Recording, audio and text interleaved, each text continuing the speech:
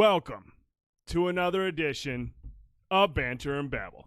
I am the Dude79, and joining me always, my esteemed colleague and renowned piece of shit, Mr. Fanboytone. Mr. Fanboytone!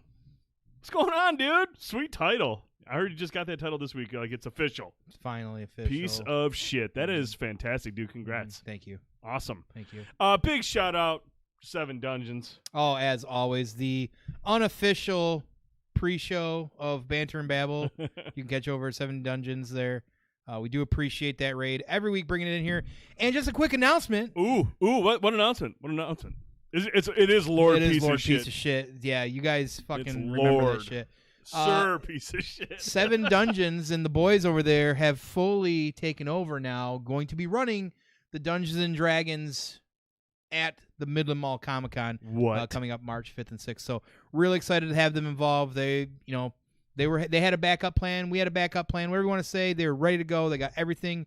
They're ready to take over, and it's really exciting that they're involved. So taking over glad the whole D&D session. Yeah, pretty exciting. So I definitely, in between us doing some casting, we'll be hanging out over there and checking out, see what's going on. So really excited for that. Just want to announce that real quick. But I got to tell you, it has been nothing but 2 weeks of fighting this cold, and I am completely over it. I'm glad, because I was tired of your bitching about it, bro. I'm still not over it. Like, today I actually felt worse than yesterday in some way, too, and I took NyQuil last night, so that doesn't make any sense. NyQuil, yeah, man. NyQuil is the bomb. Do I take NyQuil when I just can't sleep? You take NyQuil when you wake up in the morning because you're sick. You're a weirdo. Yeah, Star Mystique here for the party. Well, now it's a party. You're here, now it's a party. Kate, what's going on? El Blanco, what's going on? Oh, Blanco, if you can make it up for Comic-Con, that'd be fucking dope, man. That would be pretty fucking sweet. Really, really excited for the Midland Mall Comic-Con. And obviously now Dungeons is going to be there. We know Booty's going to be there. Mm-hmm. We're gonna get those two on the show for sure for a quick interview, talk about what's going on at Midland Comic-Con. We'll have Paul on there from Fett's Toy Depot. Really excited. Yeah. With the vendors who are showing up there and starting to, we're actually heading out there this weekend to get a lay of the land, see what's going on, test out some of the networking. Probably going to have to use my phone's hotspot to go live, but damn it, we're going to go live one way or another. We're going to. Yep. We're going to. And, Zach, if you make it up to Midland from wherever the fuck you are, the southern part of the state, southern west, dude. We'll get you on here for some commentary as well, too, man. I'd love to see you. I'd love to meet you, for fuck's sake. Prime Dad, you are not welcome. We actually got you on the do not enter list. Yeah, it's right on the mall, actually. He's not supposed to be in an area where there's that many people anyway. Well, I think it's because there's a Mr. Hot Dog in the mall, and he's not allowed within 200 yards of a Mr. Hot Dog. Right, because the last time they were around, their entire stock was gone. Yeah, and it's really gross. It is. It's gross. So. It's really not the part going in, it's the part coming out. That's really sick.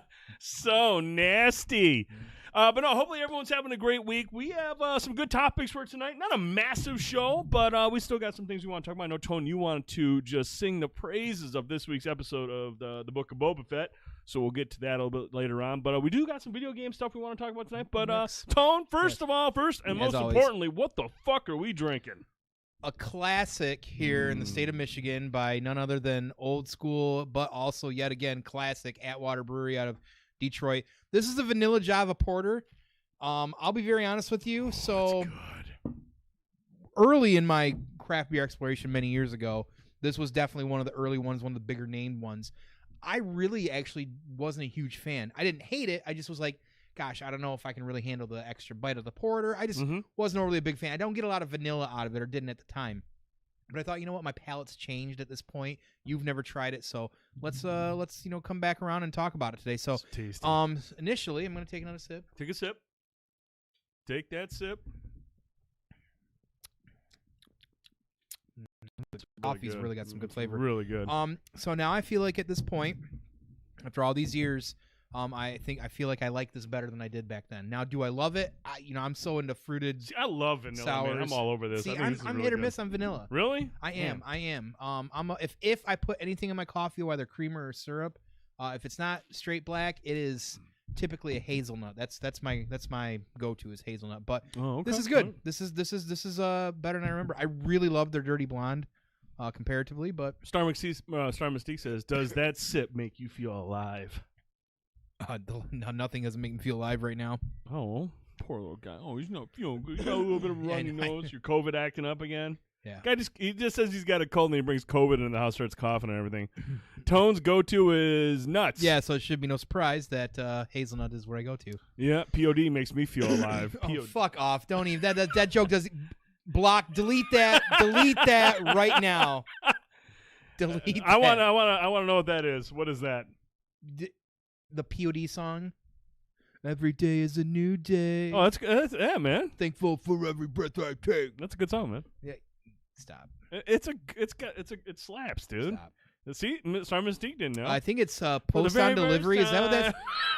Fuck off. Half-ass. Does that stand for post on delivery? Is that what POD means? I can't remember. It's been so fucking long that I think it's a piece of dog shit. I don't know. It's not 2001, so I don't care. But piece of dick. Piece there it is. of dick. I knew it was payable on death. Payable on death. Payable on death. It's a good song, man. Okay. That's a real good song. Cool. Penis on Tone, how delivery, many hours you at now on?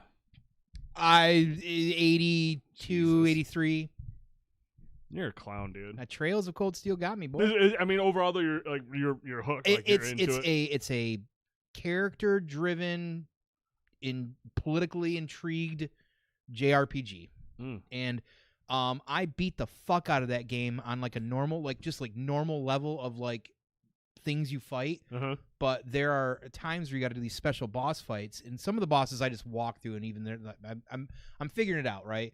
But then you'll get to some of these boss battles, and it's just like holy shit! Like, and people complain about it online there too. Like the difficulty goes from okay, I'm doing okay here, and all of a sudden it's like whoop! Oh, that's spike in difficulty. It took me an hour or more to beat one boss yesterday, and I wasn't getting pissed. I was just resetting myself, re-equipping things, trying to figure out what would be better.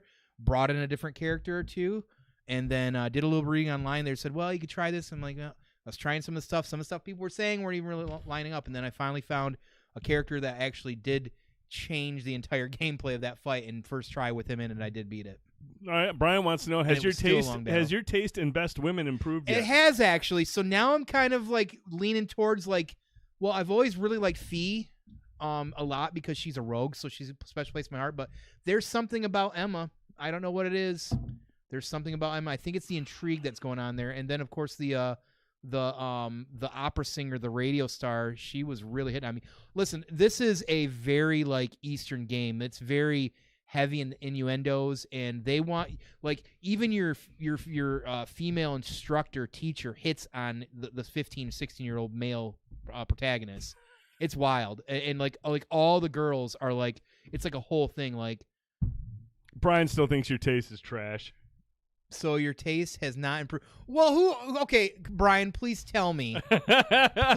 please tell me who. Enlighten us, Brian. Yeah, please enlighten us, Who are Brian. you slapping it Laura? to, Brian? Well, is that even possible? I didn't teacher. Think that, yeah, well, obviously, but I didn't think that'd be impossible. I didn't think the forbidden, gateway would be something you could. Because if that's the case, if that's real, then yeah, definitely the sites will change. But Oh, well, there you go. Anyways, well, okay. Well, all you had to do is clarify, Brian. See, now we know. Now we're on the same page. Yeah, now we know who Sarah. qualifies. I'm definitely intrigued with her backstory, though. So it's Japanese, of course. It's possible. Anything's possible when it's a JRPG. That definitely gonna really think about that when I'm playing that more. Thank you. Good to know. Anything else going on with you, though, man, other than kind of under the weather? Yeah, okay. I'll just at least say this real quick and very brief, and I'm not going to get too excited about it because I know that I can't. But I did hand over the last check for the restoration crew to get the basement finished this week.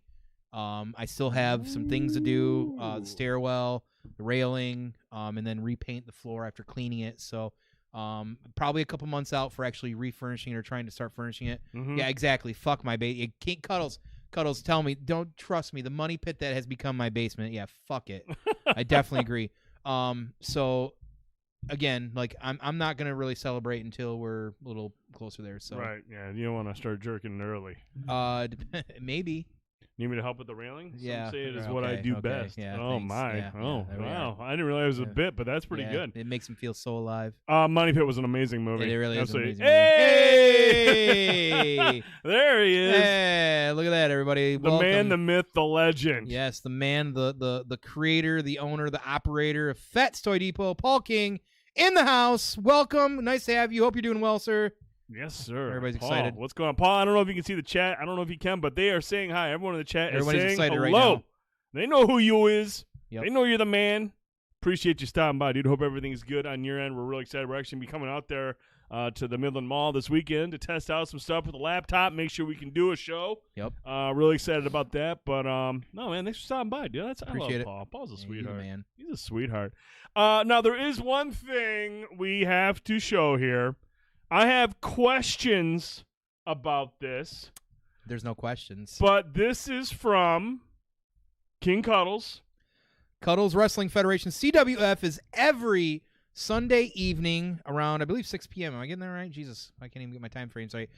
If you haven't gotten a chance to check out CWF, you need to stop by and check it out. It's one of the greatest things to do at any weekly time. We got D&D weekly. We got friends that do board games all the time. We've got even eFed Wrestling, and that's on Sunday nights. So you got to stop by and check it. Until you've experienced it, enjoyed how much fun we all have doing it, you have no idea.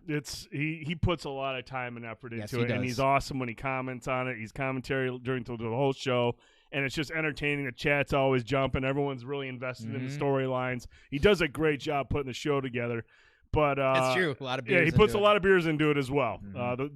The speech gets a little slurred towards the end, but that's what makes it so unique. But I do have some questions about this clip we're about to show here. Let's check it out from this week's episode, Cuddles Wrestling Federation. Shouldn't be that long. And what better way to start it off with the two hosts of Banter Babble, the Dude79, There's the Dude79, Fanboytone. Yep, yours truly. What's that command? I don't even know. There we go. Make sure to check them Swing, out Come on, swing. I'll block, swing. every Oh, man. Wednesday night, plus other nights. I actually do that drop kick all the time on him too. Just FYI.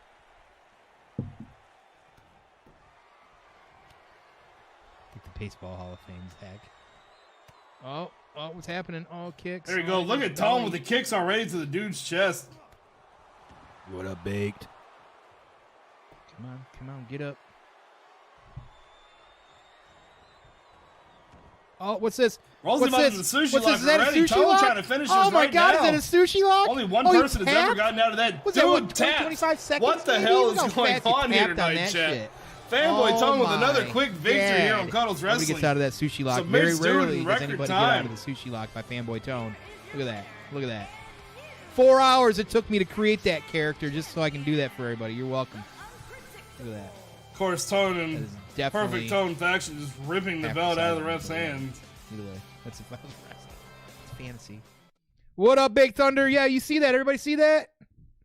You can rematch that if you want. You can try. I am so confused right now.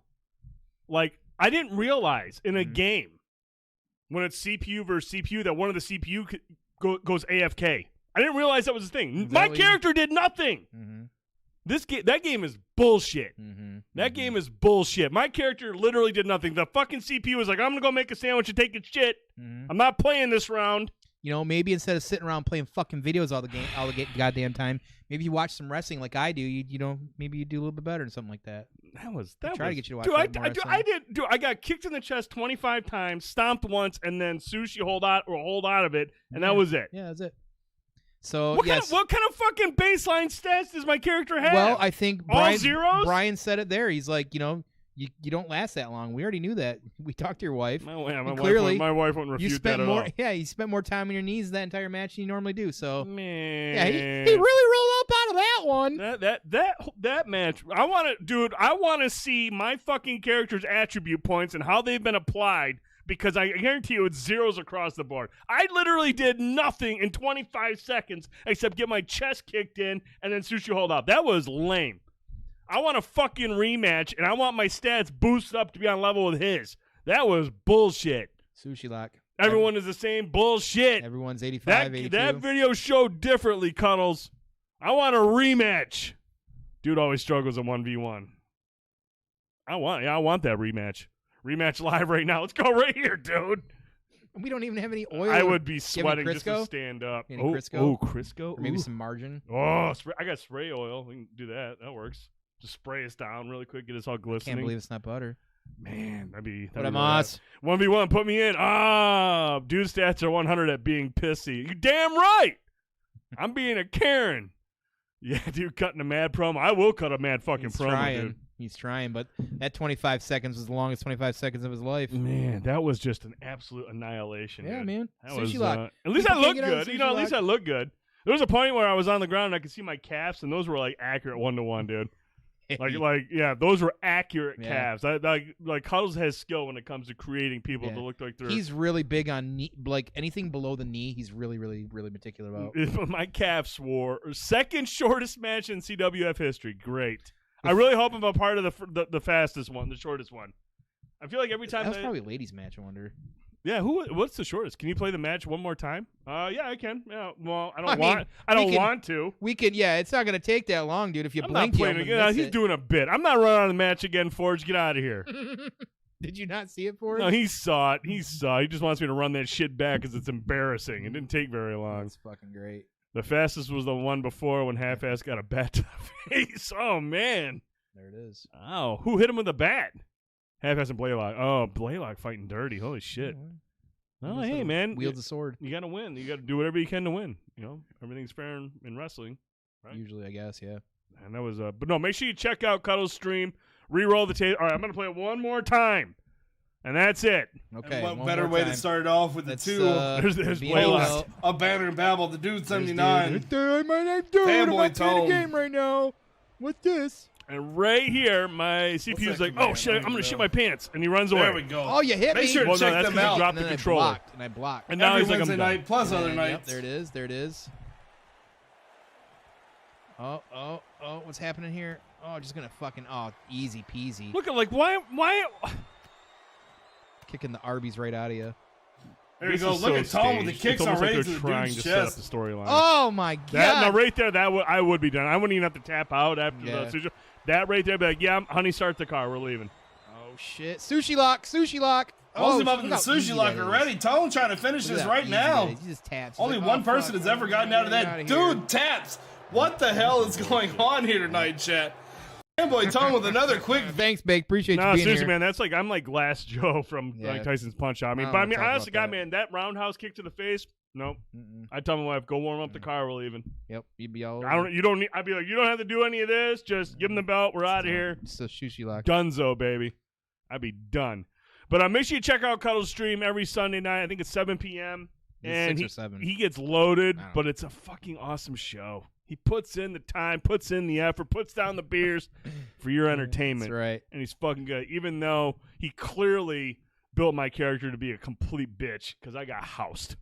It was really, really bad. He was right by the ropes, but he didn't even try. And I tattooed him and felt Dylan's junk on my arm. Well, Blanco makes a great point, too. I was like, I don't want to feel his nuts. It's kind of gross. It is what it Big is. Thunder! There What's he going is. on? He was over on Facebook. He's like, fuck, I'm going to come join the chat. There you go. Welcome over here, Baked. How's it going, buddy? But, Tom, we have quite a bit of stuff to talk about tonight. Yes. We're going to start with some gaming stuff. First of all, we're going to talk a little bit about Rainbow Six Extraction. He says a little bit. I'm going to keep this short. I'm not going to get cray-cray. Okay. I'm just going to say I have spent 32 hours. DG. DG, what's going on? He's over What up, on Danner? Facebook. What's going on, Dan? Danner. So yeah, I've played this for about 32 hours already. And you know, this is a spin-off based Wait. on Wait. Uh-oh. Wait. What? How much time is that? Like, how many days? 32 hours. It's 32 hours. Yeah. No, back the fuck up. It's a day and 8 hours. And when did you start playing this? Friday. Friday. Ladies and gentlemen, I want you to know that his children are calling me dad now. I can't stop. Have you seen our daddy? Downstairs. This is based on the Rainbow Six Siege limited event Outbreak that dropped in like 2018, which was Trick. Yeah, Tricky. he's sick. He's sick. It's been big. Maybe if you spend less time playing Rainbow and more time practicing your wrestling. There you go, Cap. He's not wrong. He's not wrong. He's not wrong. But jumping into this game, I had kind of I wasn't sure what to expect this. I mean, I knew this was going to be kind of a spin-off title. I wasn't sure if this is going to be a game that they're going to support like they have Siege. Obviously, Rainbow Six Siege came out in 2015 and has just shown incredible legs, and it's still relevant today for gamers and even in the MGL circuit, or is it Major League? MLG circuit. I mean, it's still a game that's played at tournaments You know, it's actually a crazy story of Rainbow Six Siege. I mean, do you remember when it launched? I remember 2015. They ran 2 betas. Yeah, I remember very One well. of them a week before the game came out. And we were all like, "Yo!" And I mean, it was cool, but there was also like a lot of issues. There Like was this a game lot is of not issues. going to fucking. This Correct. is going to be DOA. 2015, December. And Ubisoft has done just. It is honestly, in my opinion, I think it's probably the biggest turnaround title of last gen. Oh yeah. Because the way it launched. And the state that it was in and the concerns and the reception, everyone was just like, man, what happened to the Rainbow Six Siege game? I mean, obviously Vegas games, Rainbow Six Vegas were fucking awesome games. And Siege was like the next big Rainbow Six entry, and it just did not launch well. But man, kudos to Ubisoft. This game is still relevant. It has been polished. It looks great. It runs great. It's very popular still. And so when they did this limited event Outbreak back in 2018, which was more of a PvE event, where kind of like how there was terrorist hunt in the game, but now they did like this Outbreak thing, which was really interesting because it involves like aliens and whatnot. And I was like, oh, cool. It was a cool event, but now they've taken that and they've expanded upon it, and they made it a spin-off title where it's $39.99. It's also part of Game Pass, which is clutch. Yes, King. It is clutch. Is it just me, or does Ubisoft make great games that are mediocre at the same time? It really just depends. I mean, what they do, they release a mediocre game, and then they improve upon it until it becomes a great game. Sometimes. Sometimes they don't. Siege was just PvP terrorist hunt. Like I love Siege. I was a big fan of it.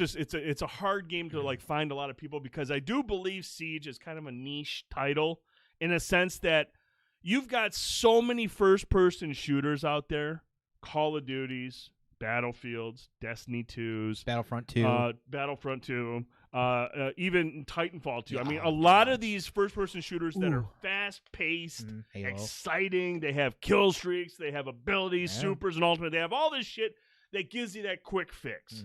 You know, you get home from work, you get home from school, and you're like, man, I just want to go downstairs and fucking blow shit up with my friends and have a good time and run around and shoot stuff. Yes, you can absolutely do that in those games. The thing with Siege, and the thing that I find appealing about Siege and the Rainbow Six style, is that I grew up, as we know, on SOCOM. And I know about the tactical elements. I know about I appreciate the working together as a team, the camaraderie of teamwork. Yes, that stuff is prevalent in other games, but not so much in Rainbow Six Siege or like SOCOM, stuff like that. It's more team-oriented like Overwatch and such. Here's the thing with Rainbow Six Extraction. It's got middle-of-the-road reviews, not exceptional, not great. But I feel like for the people, the way I summed it up, dude, is if you didn't like Rainbow Six Siege, if you did not like the sweaty nature of Rainbow Six Siege, the PvP side of things, you probably won't like Rainbow Six Extraction. Simply because, yes, even though it is a PvE game, there's no PvP in it, it can still get very sweaty if you're not playing the right way. If you're not playing the way they intend you to play. Now, this is not a gatekeeping segment. I'm not saying that people can't enjoy Rainbow Six Extraction, but I do feel like if you come in with the mentality that I'm coming home and I just want to run around and shoot stuff, this is not the game for you. It's not going to work. You're not going to have a good experience. You're going to have such a bad experience that's going to affect the rest of the game, and you're probably going to walk away going, man, this game sucks. And rightfully so. If you're not getting the fix out of it that you normally get out of the other games, cool. I get it. But if you like teamwork, if you like a slow, methodical game that is very rewarding when you complete your objectives and complete everything that you need to complete, this is very much rewarding like Rainbow Six Siege. Right. And, you know, the thing about Rainbow Six Extraction, there's been some talk about the progression system, but, you know, like, look, I'm not going to go long on this. Love the gameplay elements. You and I both agree that even though it's sweaty by nature, Rainbow Six has nailed the gunplay. They understand how their game is meant to be played. They understand that it's slow and methodical, and it works. The shooting mechanics feel good. The stealth elements work good. Everything about that game is great, and it carries over to this as well. And yeah, Tricky and I played. I'm glad Tricky had a good time because he wasn't too sure about it, but we got in there, we worked together, and it was fun. Would it be worth paying $40 for it, in your opinion? I'll get to that in a minute, Brian. But like the grounded nature of this gameplay and the movement and all that stuff is going to appeal to a certain audience. It's not going to appeal to everyone. If you don't like slow-paced shooters, you won't like this game. Plain and simple. Very tactical. But all the operators are pulled right from Rainbow Six Siege. They all have their abilities, and that's where the game kind of becomes more strategic. And you have to find that synergy between not only your operators and everyone, who's choosing what, but also the equipment that you're bringing in. Sometimes a specific operator is going to be super useful for a specific objective. There's like 7 or 8 different objectives. But other times you'll be more of a support role. But it's all about when you line up, before you jump in, okay, here are the operators we have. Here we've got just about every objective covered. But the thing is, when you go in there, you have to be slow, you have to be methodical, you have to scan the area, do all the things, a lot of recon stuff before you make your strike. If you go in running guns blazing, this game's going to be over before it starts, and you're not going to like it. The progression system itself, very confusing. And it's, again, I thought when we were in a chat and Prime sent a screenshot of like them explaining the progression system, I was like, this sounds fucking stupid. This sounds fucking terrible. It did. Because on paper, it did. It sounded really stupid. And the progression system works as this, really quick. The operators all earn XP when they go into the match.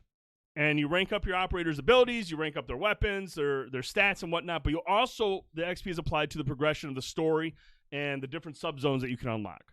Okay, so it makes sense. That sounds basic stuff. Right. XP, unlock everything. Problem is, if you die in the mission, if you're left behind, that you lose that XP from that particular operator until you recover them, which means you lose progression in the story, which will lock certain subzones out. It's at first glance, you're just like, that sounds fucking stupid. And I agree with some of the criticisms to a degree. But if you're playing it the right way, you very rarely are going to be in an instance where you have multiple operators that are missing in action. It's really that simple. Again, it's not a gatekeeping thing. It's just about how you play the game. And, playing it the right way and you working as a team, very rarely will you have to leave an operator behind. When your operator is down and out and you can't play it anymore, your team can extract you and get you back in there so you don't lose the XP and you can continue to progress the story forward. There's just little nuances here. Yeah, it's not ideal compared to other games. And yes, it's not as streamlined. But if you're playing it the right way, it's also not that big of an issue. It encourages you to use the other operators, to rank them up. So I understand there's 2 sides to that argument, and I respect both sides. If I want to go in and just rank my guy up and stuff like that, I can go play other games to do that. Right. But there is a give and take here. There is a penalty for playing poorly in this game. And that's just not – it's going to rub people the wrong way, and I get that. It's a unique way of progression, I got to say. Like, even after you explained to me, and once I got it, I was like, okay, that's actually – that's unique. That's it's kind of like a little bit of a meta game that's going on with your operators. Yeah. Your operator goes down if they get kind of roguelike. Yeah, if they get if they take a lot of damage, you can't use them right away. But if you complete objectives with other operators, complete missions, you gain a lot of XP, which is then translated to health points, and those get applied to all the operators that are injured. So you bring them back. So it's encouraging you to use other operators. So you can't get attached to one. You got to get familiar with all of them. Right. Which is a good idea because, again, you can't all use the same operator in a mission, so you have to use other ones, so it makes sense to build up your other operators. Sure.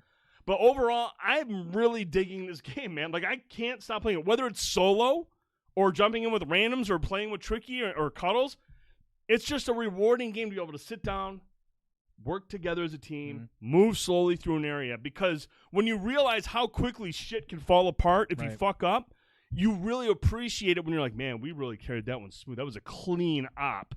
We did really good on that objective. And you learn from your mistakes and you get better going forward. And so when you do raise the difficulty and all the different changes to the missions that occur, you're ready for it.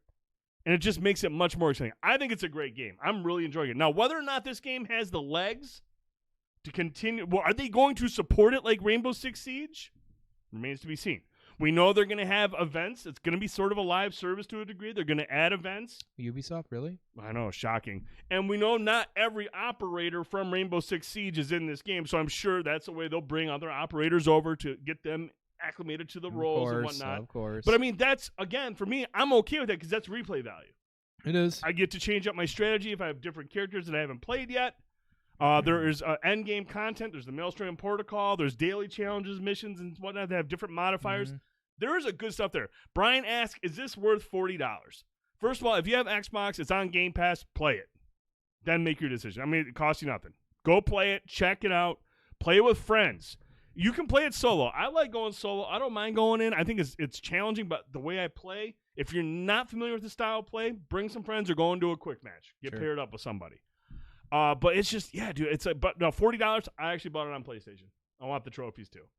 It's that good. I've been playing it on both systems. Even though Is it's it cross-save? cross-play, it's cross-play, cross-progression, everything. Oh, it is. Cross-play, cross-progression, Okay. everything. See, finally, we're getting to 2000 and something. But I'm also a trophy horse. I'm like, man, Yeah. the trophies are really easy in this game. Achievements are really easy in this game. I was like, dude, I want to fucking do this. Plus, it's something I'm going to play a lot. It's something that I'm really into, that I really enjoy playing. I dabbled in Siege early on, and then kind of came back to a little bit and dabbled in again. I did enjoy it. I didn't jump into the hate as much as everybody else. I definitely can say I really liked, the Rainbow series because I liked the tea hunting. And this is PvP, so there was a lot going on in it, and I have a lot of respect for it because it's a series that has continued to grow, or at least one time, a couple years back, it was a community that just kept adding people and just kept getting bigger. I mean, back when Mixer was around, some of the streamers I would watch that I really enjoyed, that was one of their main rotation games, So, again, it's probably not something I'm going to play just because I don't have what I feel like is either mostly the time or the patience to He doesn't really, have time, but he's got 80 hours. Trails of Cold Steel. I've got to be wooing all the people in my class. So there's that. Facts. And that's the thing, though. See, for me, that's not sweaty, right? Like, because it's like, look at how you are. You don't know your kids' names anymore. You're not sleeping. Like, for me, that's a grind where I can just sit there and I meld into, like, RPGs, especially grandpa RPGs. I meld into like that. Where a game like that it's sweaty, that I want to be good at. I want to play it all the time. I'll obsess, but I also just don't have that patience sometimes. So it's excuse me, harder these days. So yeah, no, if you have Game Pass or Game Pass Ultimate, check it out on PC. It's cross-play across everything. If you want to play it, let me know. Seriously, hit me up in Discord, wherever. I will link up with people. I love playing this fucking game. I think it's a blast to play, especially when you're working on the different operators and trying out the different synergy between them all and how they can get you through a mission. And when it does become challenging, that's where it's so much more, even more rewarding. When it's really difficult, because all it takes is one small mistake. Running into a room, not checking your corners, not taking out nests. This shit can get crazy fast. Like if you want to run a gun, it's going to get crazy and fast, but you're probably going to lose because it gets overwhelming. And again, that's the sweaty nature of all things Rainbow Six. Oh yeah, it's not a PvP game, but it's got that PvP sweat, especially if you're not playing it the right way. Right. So it's pretty cool. I'm digging it, you guys. And if you're liking it, if you don't like it, let us know in the comments. If you're watching this on YouTube, I appreciate everyone that's chimed in the chat. I know everyone's kind of curious about this game, and it's a tough spot to launch the game. Because obviously Rainbow Six, it's already a niche genre of shooter, but you've got so much shit coming up next month. We're going to talk about that in a minute. You've got all these big titles coming out. It's a ballsy time to. It's a really ballsy time for Ubisoft to bring this out. But again, they're aiming for a certain audience. You know what I'm saying? They're aiming for a certain audience. They're aiming for that Rainbow Six Siege audience, or maybe the people who aren't really big into PvP stuff, but they like the PvE stuff. And I feel like if they give this thing the support that they gave Siege, this could low key be one of those titles. If I had to compare it to one thing, and I told this to you in Prime, this is Aliens Fireteam Elite. That's what it is. It's exactly like Alien Fireteam Elite. You walk into a mission, complete a couple of objectives, and get the fuck out. And you just keep running it over and over. Change the difficulty. You have all your different people have different abilities. It is very much Aliens Fireteam Elite. God, I love Aliens. Actually, I mean, it's really the same thing. So, let's see what we got here in the chat. Cause I played Rainbow Six naked, sitting in a plastic pool because it is so sweaty. I mean, it's not a bad idea. Cause do you want to play tomorrow? I'll play tomorrow, dude. I'll play tomorrow. Smart. He'll play. I'll play. I'll play some shit. Cause I played Rainbow, I really want to try it, but don't want to install another launcher. Yeah, it's kind of a pain in the ass. I don't really have to deal with it on console. I am 100% interested in the PvE element. I just want to see how much they support and add to it first. If Siege is any indication, that's a positive. That's something I'm not overly concerned about. It's just going to depend on how much people play it. Is really what it's going to be. Is this going to draw a following like Siege? We'll have to see. I'm down, but only after the dude 1v1's being healed. Hey man, I'll 1v1 you. You'll smoke me, but then we're going to play fucking Rainbow Six Extraction. Then I'll be really happy. I'll sacrifice myself in Halo Infinite for you to play Rainbow Six Extraction. When all the babies go to bed with my crew on Friday nights, I play with the Tri-North guys. Dude, we did go to bed. I had to be up so early. Oh, by the way, that pork turned out great. Yeah, fuck off. Yeah, smoking that food, baby. But that's going to do it for the Rainbow Six Extraction. We still have a lot of stuff to talk about. We have plenty of Do we? games coming out in Do February. we? We have Yeah, a we lot do. of shit coming out in actually February. do. We Let's actually talk do. about our most anticipated games of February. And again, February is like this is a monster month, dude. This is a really big month, and I just realized that one of those titles there, when it released in 2014, I believe either launched late January, also was February. It was February. It was February. Yeah, it was February, and that title was impossible to find for a month or two on disc copy when I was working at GameStop. Form. Physical form to find that. Well, because really, when the PS4 and the one came out, that was just after launch, and digital was still kind of transitioning and trying to get its wings. I mean, it had wings, but it was like floating again on that surface. Sure. By the end of the generation, we saw that change. But yeah, Dying Light, when that first came out, was a huge game, and then had updates once in a while, and like it just reviewed so well, you could not find it anywhere at that time.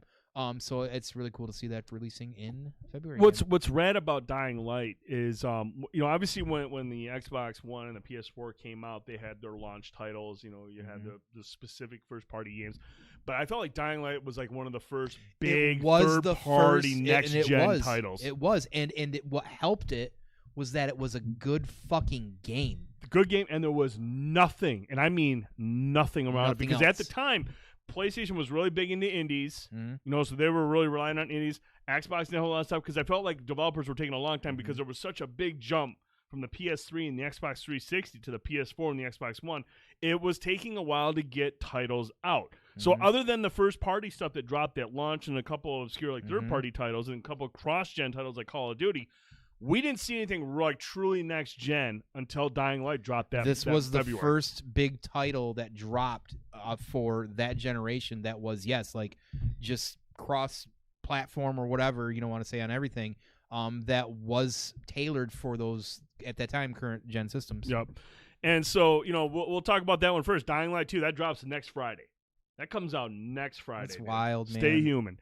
And, we know this game's been pushed back a couple of times, been delayed here and there, but, if there's anything to go look at with Techland is that they make a quality game. And they not only do they make a quality game, they support a quality game. They really do. And we'll talk about that when we get into the news a little bit. But the reason, Dying Light 2, that drops on Friday on Xbox Series X and S, PS4, PS5, and PC. There is a Switch cloud version that got delayed recently to indefinitely. I don't know when that'll be out, but you'll be able to play it. Weird. Have you ever tried the Switch with its cloud? I remember they had control on there, and it actually worked pretty good.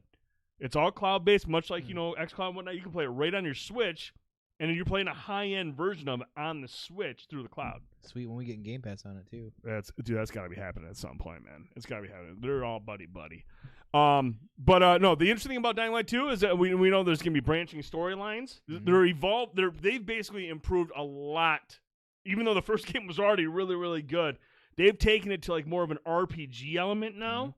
There's branching storylines. The parkour system returns with a lot of changes, a lot of improvements, which is crazy because it was already really fucking good in that game. We know the combat has been improved immensely. It feels a little bit because I don't want to say it was floaty, but the combat in the first one was kind of floaty. That's a good word. This one looks like it's gonna be you're gonna feel the impact. It's gonna be a little bit more like you're actually connecting. Ooh, on a haptic, that'd be pretty sweet. Oh man, I would love some haptic feedback on that. Multiple factions to work with and battle against. I mean, so like there's multiple. I think there's 3 factions around this city, and I don't know if you guys have seen the. I forgot to run the trailer here, but this game looks beautiful, and it's gonna be a massive city with various factions that you can work with.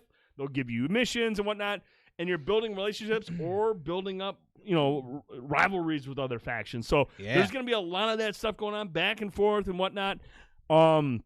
You can play through the entire game cooperatively, which is always fucking sweet.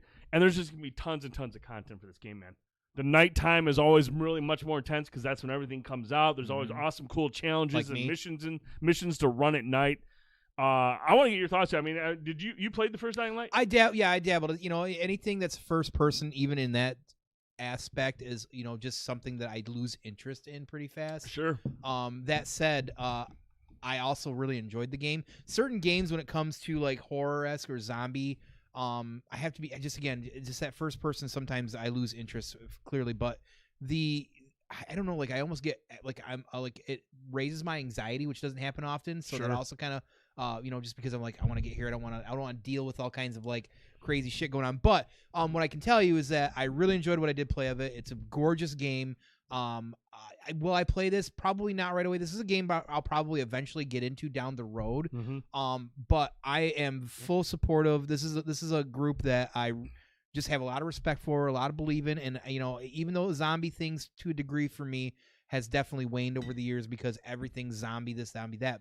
This is one that I just want to see succeed because the first one was such a huge success that anybody didn't expect to see that. And again, I like much like Siege, supported for years. A single player game for the most part, supported, and then year or two they came out with just random content. They added a whole new area. They added missions. They added more online co-op wild. stuff. Like so if you're a fan of the first one, at the very least, if you're even interested remotely, you're probably gonna love this one. Support. These are the kind of people you want to support because these are the ones out there that in a world of all kinds of shit like NFTs and this, that, and the other and trying to do all kinds of crazy shit that nobody can understand half anymore. This is a game and a development team, whatever you want to support for sure. Like the first game had the story was pretty straightforward. It was more focused on the gameplay and stuff. But this one, they're really ratcheting up the story. Like there's gonna be a lot to do in this game. It's gonna be much more story driven. Again, branching storylines, different things you can do, different decisions you can make. I'm excited for this shit, man. I'm really excited for this game. My issue tone right now is I couldn't do the stream on Monday night, so I'm gonna have to do a double stream next week to finish Guardians, and then start this the following Monday, and then I had to try to beat this in 3 weeks before Horizon Forbidden West starts. The struggles for single player content. Oh, the first world fucking problems real. Over here. Jesus Christ. Cuddles, I'm excited for this game, dude. Like, I seriously, I fucking love the Dying Light was one of the first games I got to review when we were doing Short Pause. One of the first times we got a code for a game, and I was like, holy fuck, dude, we got a code for this. We reviewed it, and it was super great, and it was awesome. And it's just, really diving into that story, man. I want to see them build upon that, and that's what they're going to do with these branching storylines. The gameplay looks fun as fuck. The world is huge. And each area looks very distinct from the other, so you don't have to worry about that repetitive feeling moving around. This has this is, in my opinion, a dark horse contender for Game of the Year. That's how good the first one was. If they're building on how good the first one was and they can improve upon things, watch out for Dying Light 2 Stay Human, dude. I got a feeling this year is going to really see some contenders for that big crown. Don't forget, it'll take you 500 hours to beat. I mean, there's a lot of people. I mean, but the thing is, Brian, the way it won't take you 5 hours to beat, but it might take you over 1,000 hours to complete everything that they keep throwing at you. I mean, I'm not. This is no bullshit. Techland is one of the best, if not the best, at supporting their game after launch. They have proven they know what the fuck they're doing with creating new content, and I'm cool with that. Especially in a world like this with the combat and the parkour. Fuck yeah, dude! Give me 1,000 hours in that shit. Fun stuff. So we'll talk a little bit more about the roadmap for that here in a little bit. The next title we're going to talk about, Sifu. Not seafood, Sifu. This drops on Tuesday, February 8th. Or, if you order the deluxe version, you get it on Sunday, February 6th. Well, 48 hours in advance. This is from Slowcap. They developed 2017's Absolver. Now, I know you're familiar with Absolver. What was the game from Ubisoft, the sword game? For Honor. Very similar to For Honor, the same fight system. And they have gone and taken that system, and now you're playing as a student on a lifelong vendetta, hunting down the 5 assassins who murdered your family, and you're battling people with Kung Fu. Already piqued my interest. Sign me up for some Kung Fu. A beat 'em up based around Kung Fu? Yes, please. Now, the interesting thing about this game is there's kind of a rogue element to it. You possess a magical talisman that revives you whenever you get wiped out. Like if you suffer a fatal injury, the talisman will revive you. But the catch is, every time you're revived, you age by quite a few years. So you're older, probably a little bit slower, but maybe a little bit wiser. I don't know how that's going to affect things until the talisman runs out, and then it's game over. You're dead. I wonder how many deaths that is. I don't know. We'll have to find out when the game launches. Can you extend the talisman? But all I can tell you right now is this shit looks fucking dope. This combat looks sweet. The way you can change. It reminded me of Batman Arkham Knight. I was just going to say, it reminds me of Batman Arkham Knight a little bit. You can chain, you can parry, you can go back and forth. It looks really, really fucking good. This is available. This will be available on PlayStation 4, PlayStation 5, and the Epic Game Store. I bought the deluxe version. I want this shit on Sunday. You know what I'm saying? I want this shit right away. It's a game I've been watching for a while. I've been really excited about it. They had some previews go up recently. Very positive vibes coming from that. A lot of buzz coming from it. This is a game that I feel like could get overshadowed by some of the bigger AAA titles. Yes. But as you can watch by the gameplay here, it just looks fucking clean. Mm-hmm. It looks smooth. The combat looks fluid, which you got to have in a beat 'em up, especially if it's something that's utilizing something similar to what we saw in Batman Arkham Knight. I'm all for this shit. Your kung fu is old and weak. I see you, Sifu. Well played, Brian. I like the way that rings off, man. That's good. I thought Sleeping Dogs came out already. Sleeping Dogs is a great game, man. Very, very popular, but also underrated in some ways, too. Sleeping Dogs is fucking sweet. So Oh, looking forward to very. Sifu. I will probably stream that on that Sunday, the 6th. I'll probably stream that on Sunday, do a special stream. Check that out. I could see that being kind of a raid stream, too. Especially if you're getting into the deeper. Well, you into suck the at those kind of games. Oh, thanks, buddy. You're welcome. Your encouragement is what keeps me going. That's what keeps me from giving up. When you tell me that, I'm just like, you know what? He believes in What's the name of your kids? me. That's what I thought. Okay. Anyways, on to the next title. February 18th. Tone, Yes. I know you're hyped. No. You finished the campaign. Yes. You went through the DLC. You're ready. Yeah, I'm going to get special trophies for that. You are going to get special trophies for that. Horizon Forbidden West. The follow-up from Guerrilla Games, Horizon Forbidden West. Aloy is making her way west, trying to figure out what is causing this disease that's infecting people and killing them. She's heading out to a post-apocalyptic version of the western U.S., specifically California, Nevada, and Utah. Mm-hmm. Because the first game takes place actually in Yellowstone. Yellowstone. Was Kevin Costner there? Stop it. I'm just asking a question. Stop. Some big changes to this game. Obviously, the map is going to be much bigger. Some of the enemies look fucking incredible. Yeah. We'll see the Slitherer here in a little bit. Not to be confused with Slither the movie. Fucking Mormons, that's what. We're going to get underwater exploration. We've seen them add some major changes to the combat. It looks like it's much more fluid. Revamped climbing mechanics. You can climb a lot more than you could in the previous one. Remember that you had to find like specific spots. Yes. You're gonna have access to much More of that. traversal. More Yes, that's a big traversal thing. in that regard. Improved traversal options, including using your glider. You're able to fly across the map quicker. Thank you, Breath of the Wild, because now everybody's got a glider. Thank you, Breath of the Wild. This game, I mean, honestly, what? So Uh-oh. I have an issue. Well, and I'm not going to dive too deep into this, and we can talk about this some other time. But Dive deep. I have an issue with the fact that when Horizon Zero Dawn first came out, so did the Switch launch that same week. And Legend of Zelda Breath of the Wild won Game of the Year, which is a shame because it should not have. Ugh. It added elements to its game that those elements had existed in other games, but because it was in Legend of Zelda and the Switch came out, all the journalists and everybody were circle jerking about it, and that got Game of the Year over Horizon Zero Dawn, which clearly should have got it a new IP that came out and kind of cranked. Instead of just kind of turning its own wheel a little bit, just came out with this new banging IP and just swang for the fences. I mean, if you look at the two things, compare them, Tone. Legend of Zelda. Yeah. This was a stark departure from what we are used to when it comes to Zelda games. Is it though? Oh, I mean, this is open world. I mean, this was a huge What difference. Zelda's not open world though? Breath of the Wild's open world. All the Zeldas are open world. Well, that's open true. world. You know what I'm talking about? Like, in a I'm just bigger- saying. I'm just saying. Fair enough. Scope wise, but that's my point. You can turn your own wheel a little bit, but you didn't reinvent the wheel or add another Fair scope. point. That's what Horizon Zero Dawn did. But even then, like, look, man, Breath of the Wild, I've played it. I didn't beat it, but it didn't really blow me away. No. Yeah, it was cool having a big ass game. Oh boy, Mystique's gonna be mad. Okay, I'm gonna tread carefully here, Star, but I'm gonna just gonna hit you with the way I feel about it. Yeah. If I take Breath of the Wild's world and combat and gameplay and all that stuff and compare it to what I played in Horizon Zero Dawn, it's not even close. It's not even comparable. Right. It's not, and it's not a disrespect to people who like Breath of the Wild. I dig it. I understand why people love it, absolutely. and that's great. But the world is more of that. It's more. There's more stuff to do in Horizon Zero Dawn. Yes. It's a better story, way better protagonist, way better combat. I just don't. I get it. I get it. Breath of the Wild is what it is.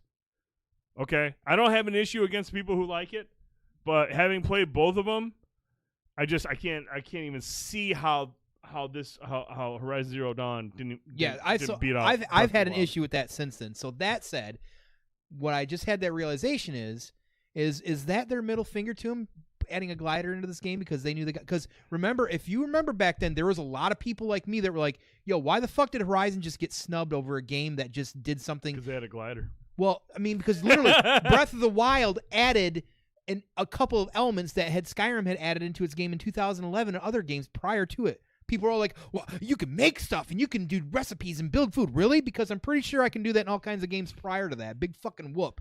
Just because it's in Zelda doesn't mean it's a new fucking concept. Hey. Take it easy on Star Mystique. Take it easy on. Who's who? Yeah, don't give her the business. She's Okay. gonna- Look, man, look.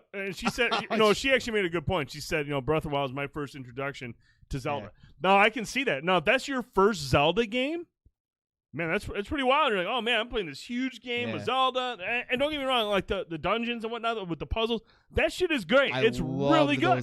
Those dungeons, like the puzzles. Yeah, the puzzles were fucking part. great. I'm gonna give Breath of the Wild credit where credit is due, but in a lot of ways, though, still it was not even on the same level as Breath of the Wild in all the other areas. Okay, I mean, it's just my opinion. It is what it is. I do agree with dungeons, but that's because people swoon over Nintendo. I feel like Nintendo gets a lot of passes. They get they get away with a lot of shit. Their online infrastructure is still an abomination and still behind the PlayStation Vita, which is a dead fucking system. Because it's Nintendo, they will get away with murder. But if Microsoft or Sony does something, or even PC in some way, copying. They point the finger at and start some shit. But because it's Nintendo. But I digress from that. My point was, and the reason I bring that up. Is because I wonder, because of all that stuff, is that the reason why they added a glider in there to be like a... It could be, but I mean, also when she shows her using it, it's pretty dope. I mean, it looks really good. That's to explore perfectly the world. fine. I'm just saying, it seems funny to me that all of a sudden that... Well, it's not Vita slander, Brian. That's Vita praise. The Vita blows away the Switch in terms of its online features. That's a fucking plus, dude. That's not a slander. The Vita's one of the best handheld systems ever created, and it was ahead of its time. That was the problem. Plus, Sony really fucked up with the proprietary first-party support. First-party support and the proprietary memory cards. Yeah. No, the Vita. I still have both my Vitas, man. I love my Vita. My Vita's fucking amazing. There's some great games on the Vita too, especially indie games. There's some fucking great Assault and Sanctuary, Helldivers we talked about before the show. Yep. There have been some great fucking games on the Vita. Let me see what's going on here. Star Mystique, yes. Try out Horizon. I don't know if you have a PlayStation 4 or PlayStation 5. It's also on PC. I think you will dig Horizon. It's a strong story. It's a really interesting story.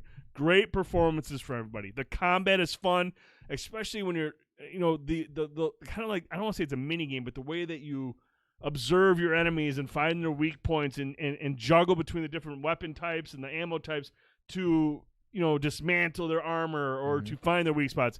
It is. You fucking can play great. it on PC. Yeah, it's on PC now. Yep. Horizon is on PC now on Steam. I believe it's Steam Store. Yeah, Steam Store. Yes. I had the first one. I played like 2 hours. I need to dive back into it. I think you guys will dig it, man. If you guys get time, I do remember the opening of Horizon. It's very exposition. There's a lot of talking, a lot of cutscenes before you really get to the open world, because you're basically going through Aloy when she's growing up. It's very but it's important and it's well done. But after you get past that, when you get to like the open world portion of it and you're really running mission stuff, it's fucking awesome. Horizon 1 did release. It did the bow and arrow hype timeline, that's for sure.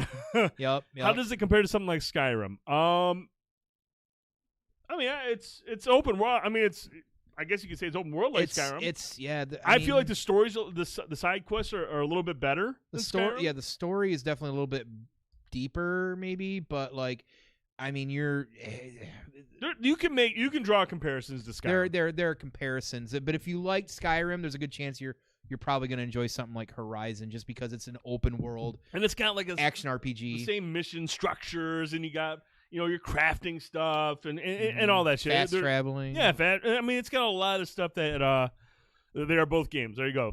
Thanks, Cuddles. That great comparison. We got it. So. I can't wait to see this shit. I'm excited to play it through. I really like the first one. I do have to get how long is the DLC? How much is the Frozen? Oh, the DLC won't take you that long. It's maybe 10, 12, maybe 15 hours at most. Okay. You could cruise that. I mean, like I said, that might even be like. That's probably longer. That's a weekend grind. You could easily get that in a 2 or 3 short sittings. Very honestly. No, I'll get to it. It's gorgeous, but. Well, I bet it's gorgeous, man. Especially because on the PS5 it runs at 60 frames. Beautiful. Magnifique. All right, final game that we're excited about a little bit here is Elden Ring. Now, we're excited about it because of the prospects of the people involved. It's pretty. We're excited about the way it looks. We're looks excited good. about the world that they've created. But fucking A, I suck at these Souls games. And you know what, Tone? I'm going to buy this one. I'm going to fight the first, like, small boss. And be like, you know what? I beat the game. It's going to take you a week to beat it, and then you'll be like, you know, I pretty much beat the game. Now, here's the reason I'm kind of optimistic about this one, or a little bit more interested in this one. A couple of things about this game. The combat will be similar to other Souls games and whatnot. You know, closed ranged melee combat, as well as like magic abilities. Right, Cap. But this is an open world now. Now, Demon Souls is not open world, but you know, you can wander around different paths. This is a full-on open world game from the creator of Dark Souls and Demon Souls 3 and Sekiro. And it's going to imbue some of the Sekiro stealth elements into this game. You're going to see some of that in here. They've created mounted combat and more of a stealth system, which is not something that's been prevalent in their other games. So immediately I'm like, okay, cool. Now if I can be stealthy and take down some of these cocksuckers that normally beat the shit out of me, okay, I'm intrigued. But it's also the story itself. I don't know if it's a main story, but the overarching story of the universe was actually penned by George R.R. Martin. So you've got the creative director of a lot of the Souls games, Sekiro, and then you got George R.R. Martin, kind of like overarching storyline of everything that's going on in his universe. So that means the second half of the game will come out in about 8 years. After a certain point, the creative director was like, okay, guys, we got to wing it from here. Yeah. Don't forget to move the Starbucks He coffee fell cup. asleep. But no, this game looks fucking It does. It looks beautiful. cool as shit. This game looks absolutely Right, beautiful. Cap. But again, when it comes to these Souls games, I do the same thing, man. I'll pick it up. I'll be like, okay, marvel at its beauty. I wish I could be good at the combat like other people. Beat the first minor boss I come across, and then be like, okay, I feel like I've accomplished stuff in my life. I am good. It took me a week to beat the first boss in Bloodborne, and I walked away from it. And I said, you know what? But for me, that was a huge achievement. I don't have the patience for those kind of games. That's my problem. I just don't. And like, you know, I'm pseudo button masher. You're an open world RPG. I mean, now this is open world. There's different elements to it. But the thing is, like, even then, I'm sometimes hit or miss on them as well too, like with action RPGs. So I'm intrigued by it. I would like to check it out, but I know what's going to happen is if I buy this, especially if I buy it digitally, I'm gonna get fucking mad and want to tear my fucking PlayStation. You'll do a Returnal. Returnal. You'll play it and then delete it. Right. Got it. I don't know, man. And I love Returnal. I love these fantasy settings, and I mean, obviously, you know, the thing about these Bandai Namco games and I'm sorry, From Software, they just create these fucking worlds that are amazing. You just want to sit there and just admire the artwork. You're just like, God, this game is incredible. I love and respect them for just the fact that they exist.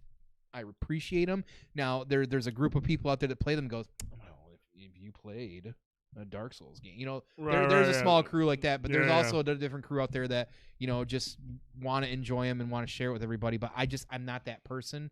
I'll probably want to even watch you play it sometime on the couch when you're getting mad at it, so I can laugh at you. But I mean, this is a perfect mixture of rage. Yeah, but at the same time, man, like if I can just. There's going to be like hidden catacombs. There's going to be dungeons. There's going to be fortresses. There's going to be stuff that I want to explore. And if there's stealth elements, it's going to make it easier for me to take down some of these enemies that would normally beat the shit out of me after a while. That's exciting. That helps me. That encourages me to be like, okay, I can press on. But then when I find a big boss, I'm like, okay, I'm going to go back and grind somewhere else because I'm not fucking with this dude. Because this one, and if I beat this one boss, I'm turning the game off. Right. I've beaten the game. I'll tell my friends I beat it. Yeah. It's over. We'll just look at your trophy list. Fuck, I forgot all about that. I love Bloodborne. Dude, I tell you what, I played quite a bit of Bloodborne. I think I killed 3 bosses in that. That's the furthest I've ever gotten in a Souls-like game. That's probably my favorite of all of them, honestly. But man, that world, the art style was phenomenal. I am legitimately shocked that there hasn't been a PS5.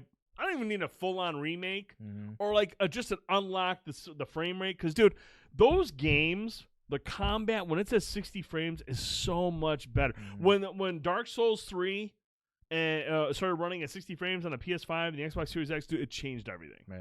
You're just like, oh, it's so much smoother. It's so much easier. It's much more like responsive. Sekiro was another game that benefited from the new consoles. They run it at basically a lock 60. So I think I'm hyped for this. I'm gonna buy it. I just feel like that's going to be on Game Pass in a year or two, so it's safer for somebody like me to look at it like that and see that's a game that I could see being on Game Pass. Are all the Souls games on Game Pass? I don't know. I just feel like Namco Bandai ones end up on Game Pass, semi frequently. So That's fair. What's up, Ant House Beats? I know Ant. No, Ant House is a Souls guy. Is he? I know he's got to be hyped for Elden Ring. Ant House Beats is a Souls guy. I believe Ant House. Didn't I catch you playing? I caught you playing Sekiro, right? Bloodborne had a frame FPS unlocked for PS5. Did it? Are you sure? Because I thought I remember reading that was still at 30 frames even on the PS5. I'm gonna need you to confirm that, Cap. Find me an article.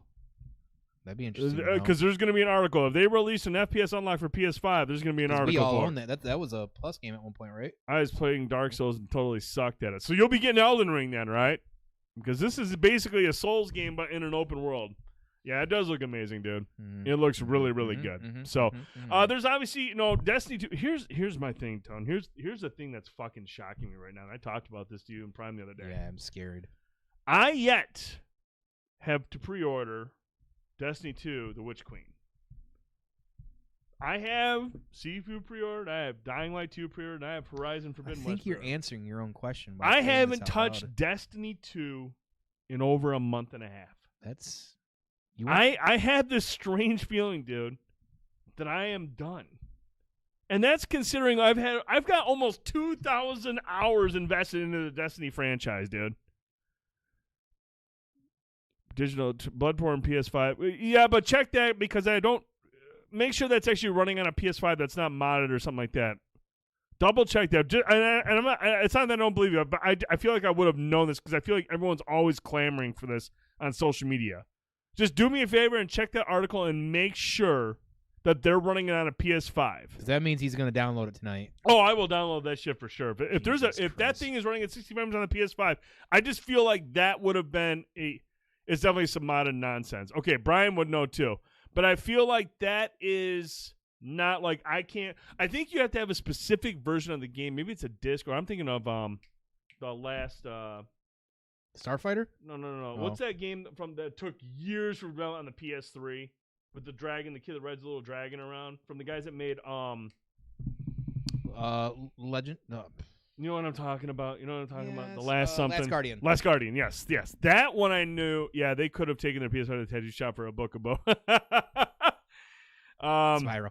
But no, and like seriously, Cap, just let me know if that is for sure, like legitimately on a PS5. That's a recent article, maybe. I don't know. I mean, it's possible, dude. But I feel like that would have blown up the internet. Yeah, I feel like because people have been clamoring right? for that. They've been clamoring for a long time with all my clamshells. I didn't mean to hit that, but all right, we got some gaming news.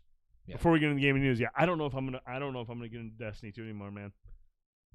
Which is shocking. We'll see. I just can't believe it's about time.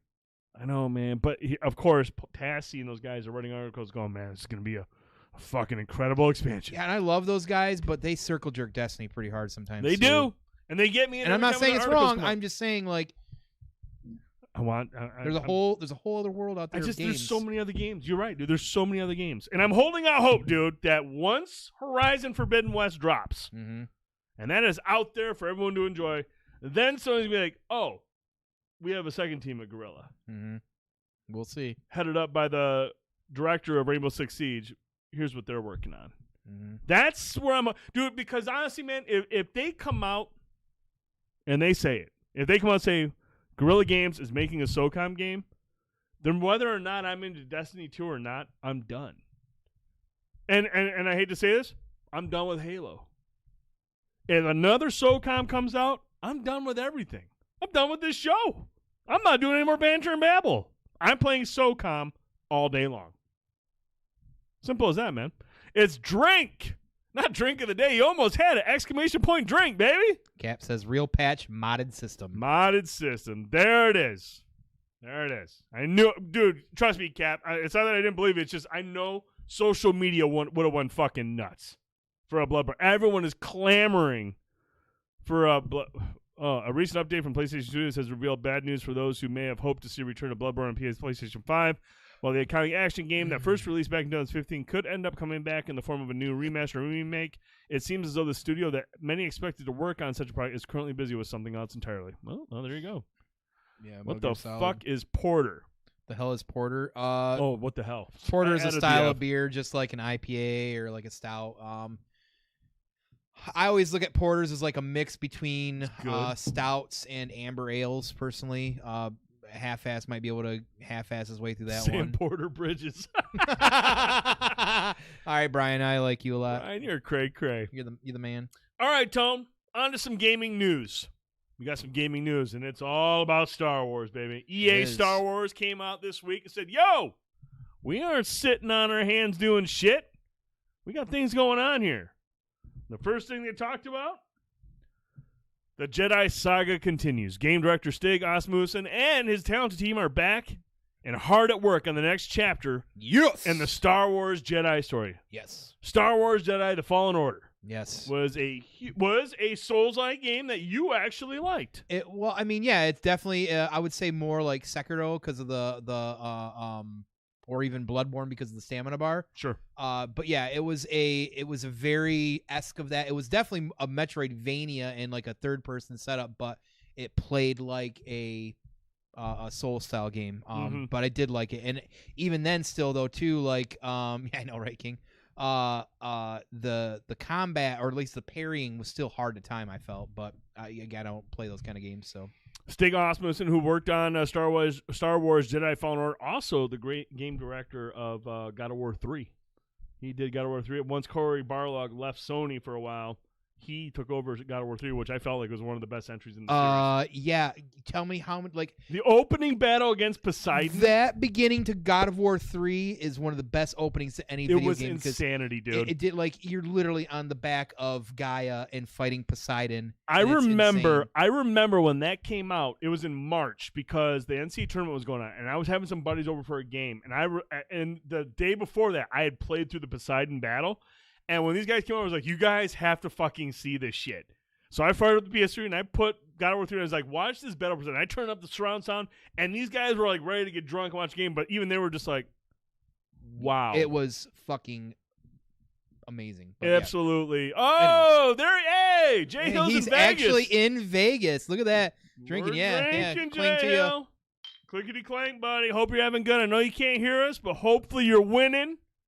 I know Jay Hill's in Vegas this week. That's awesome. He's living it up. I love Vegas. Living the dream.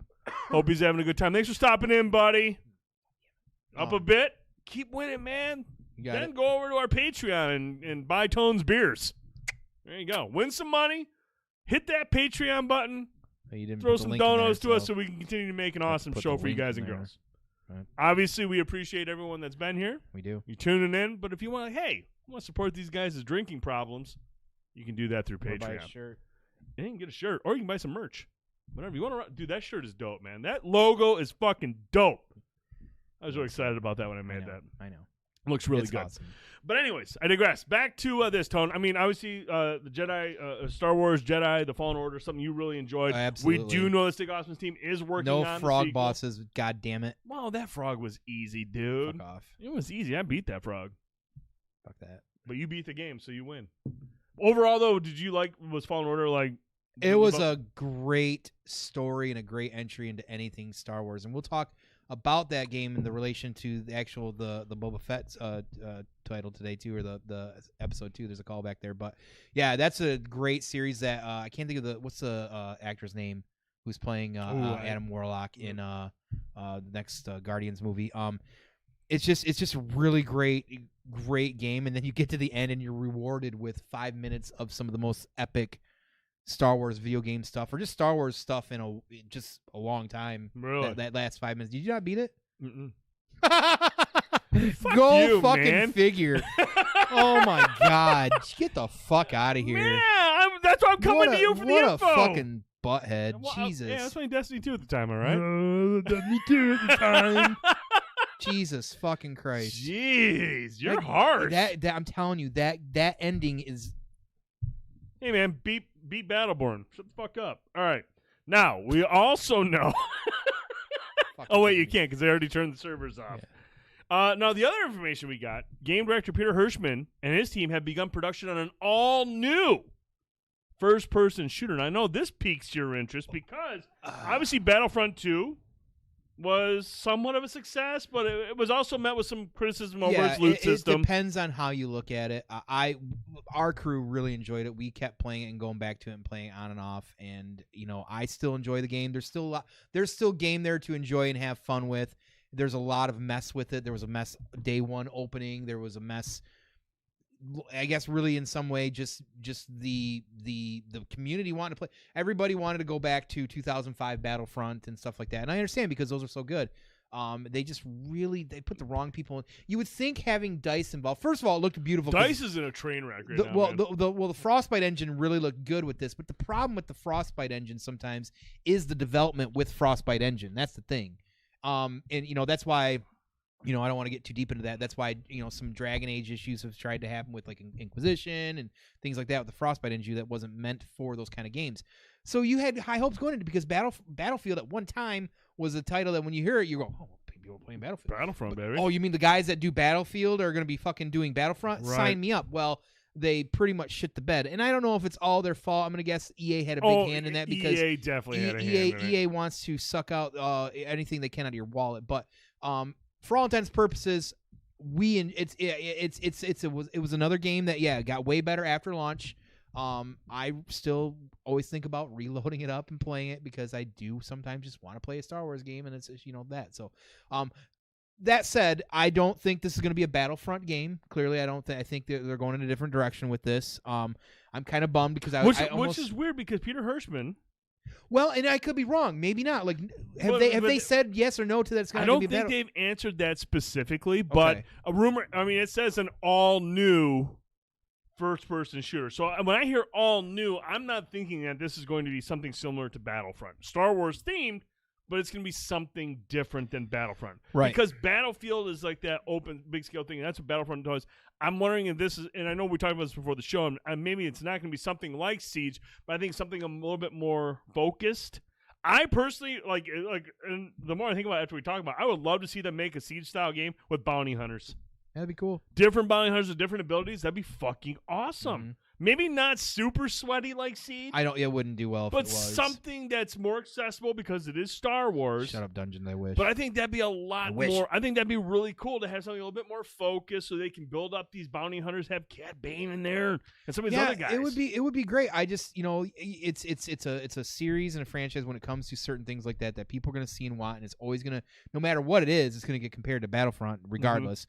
Mm-hmm. And then Prime brought up Republic Commandos, yep. Which is a highly underrated like first-person shooter Star Wars game that takes place during like Clone Wars and shit. And do they dial it back? I don't know if they really could dial it back at this point. I mean, that might be hard, but what if it's a squad-based game? Here's an idea. Hey, what happened to Star Wars Squadrons? Does anyone play that anymore?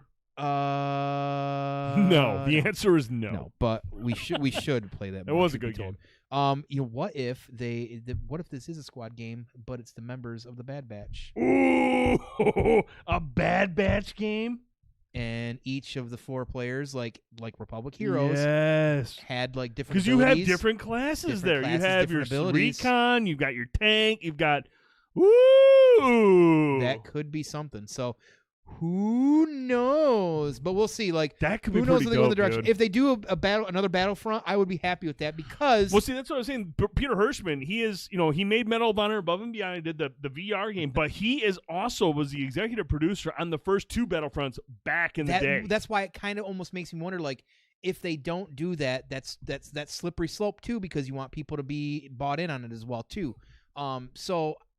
I think it could go either way, very honestly. I think the fact that DICE not having it is a good thing because I just feel like, guess what? Since really Battlefield 1, I think they've I don't know what's going on with Battlefield. I just know that I don't fucking care, and I don't think a lot of people do at this point. I read a story this week that EA is like kind of making that shit free to play. Like Battlefield 2042, people are playing Black Ops 3 more than Battlefield 2042. That's Black Ops 3. There you go. So there you go. So I don't know. I think, listen, I love Respawn. Titanfall 2, if you all don't heard and haven't talked to me about it, is one of the best shooting games that have come out in the last couple generations. Hands down, shooters. Period. It really is a really, really amazing game. I own it on like 2 or 3 different platforms. So big super fan of that fucking game. I put more time because I didn't like Halo 5. I played Titanfall 2.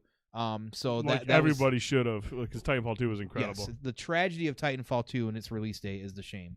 Well, here's the thing, man. Like with Titanfall 2, was it more of the single player or was the multiplayer as good as what you played everywhere else? Because I only played a little bit of the multiplayer. I didn't play it enough to really be like, oh yeah, that's something I want to play. The all story the time. was a 4 or 5 hour campaign that was dope as which fuck. was incredible. Which is incredible. The no, whole- the multiplayer was fucking. the time shifting brilliant. level in Titanfall 2's campaign was mind blowingly fucking awesome. I'm not typically good at shooters, and we know this, and I talk about it all the time. We One of know the- this. One of the few We that I know am this. exactly. One of the few that I am is Halo from time to time. It depends on how many drinks. You're good at that one? Titanfall 2 is the only other one that I can confidently say that when I at my peak when I was playing that, It's dope. I was fucking badass at it. And of course, the mech I used was named Tone. Wow. Just throwing it out there. But anyways, I'm excited. Glad Respawn's involved. Titanfall 2 would have flourished if it came out in the era of crossplay. It probably. would have, and, for and sure. a better release window. But yeah, the release window is what Putting killed it that between game. Call of Duty and Battlefield was seriously just The dumbest thing. Yeah, it was Yeah. fucking it was incredibly stupid. Battlefield EA 1. basically just killing their own title. Yeah, it was Battlefield 1 and Call of Duty, not Black Ops 4. It would have been, that wasn't 3. It would have been like Infinite or somewhere in there. It just was not. It was dumb. It was really dumb. No, it was a big title. I think it was a bigger call. It might have been 3, dude. It might have been. It might have been 3. I remember it was a window where it wasn't one of those fucking. It wasn't like something stupid like Ghost. Like I feel like it was a Black Ops 3, or I know it wasn't Modern Warfare because that was well up to that. It might have been Black Ops 3, dude. It might have been Black Ops. I don't think it was Black Ops 4. I think it was Black Ops 3.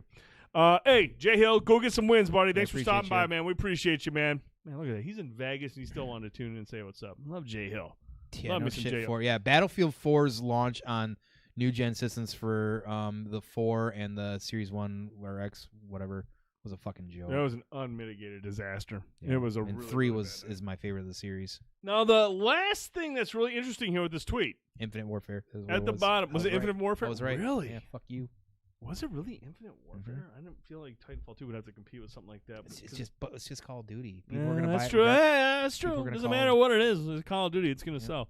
But here's the last thing, Tom. Yeah.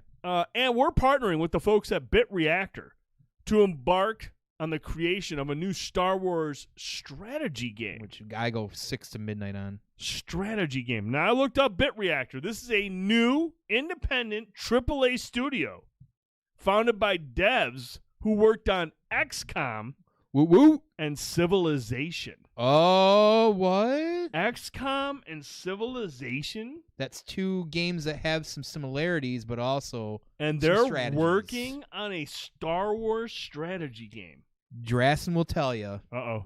that one of the first games we played together outside of the MMOs on PC was Star Wars Galactic Battlegrounds. I would ping into his computer, and we would fucking play this game on maps. He built this bullshit map where it's basically like just 1v1 me, bro. Like that's it. There's like a gateway of land, and that was it. But man, you could play as all eras of Star Wars, different, like Clone Wars, Dooku would be around, things in that.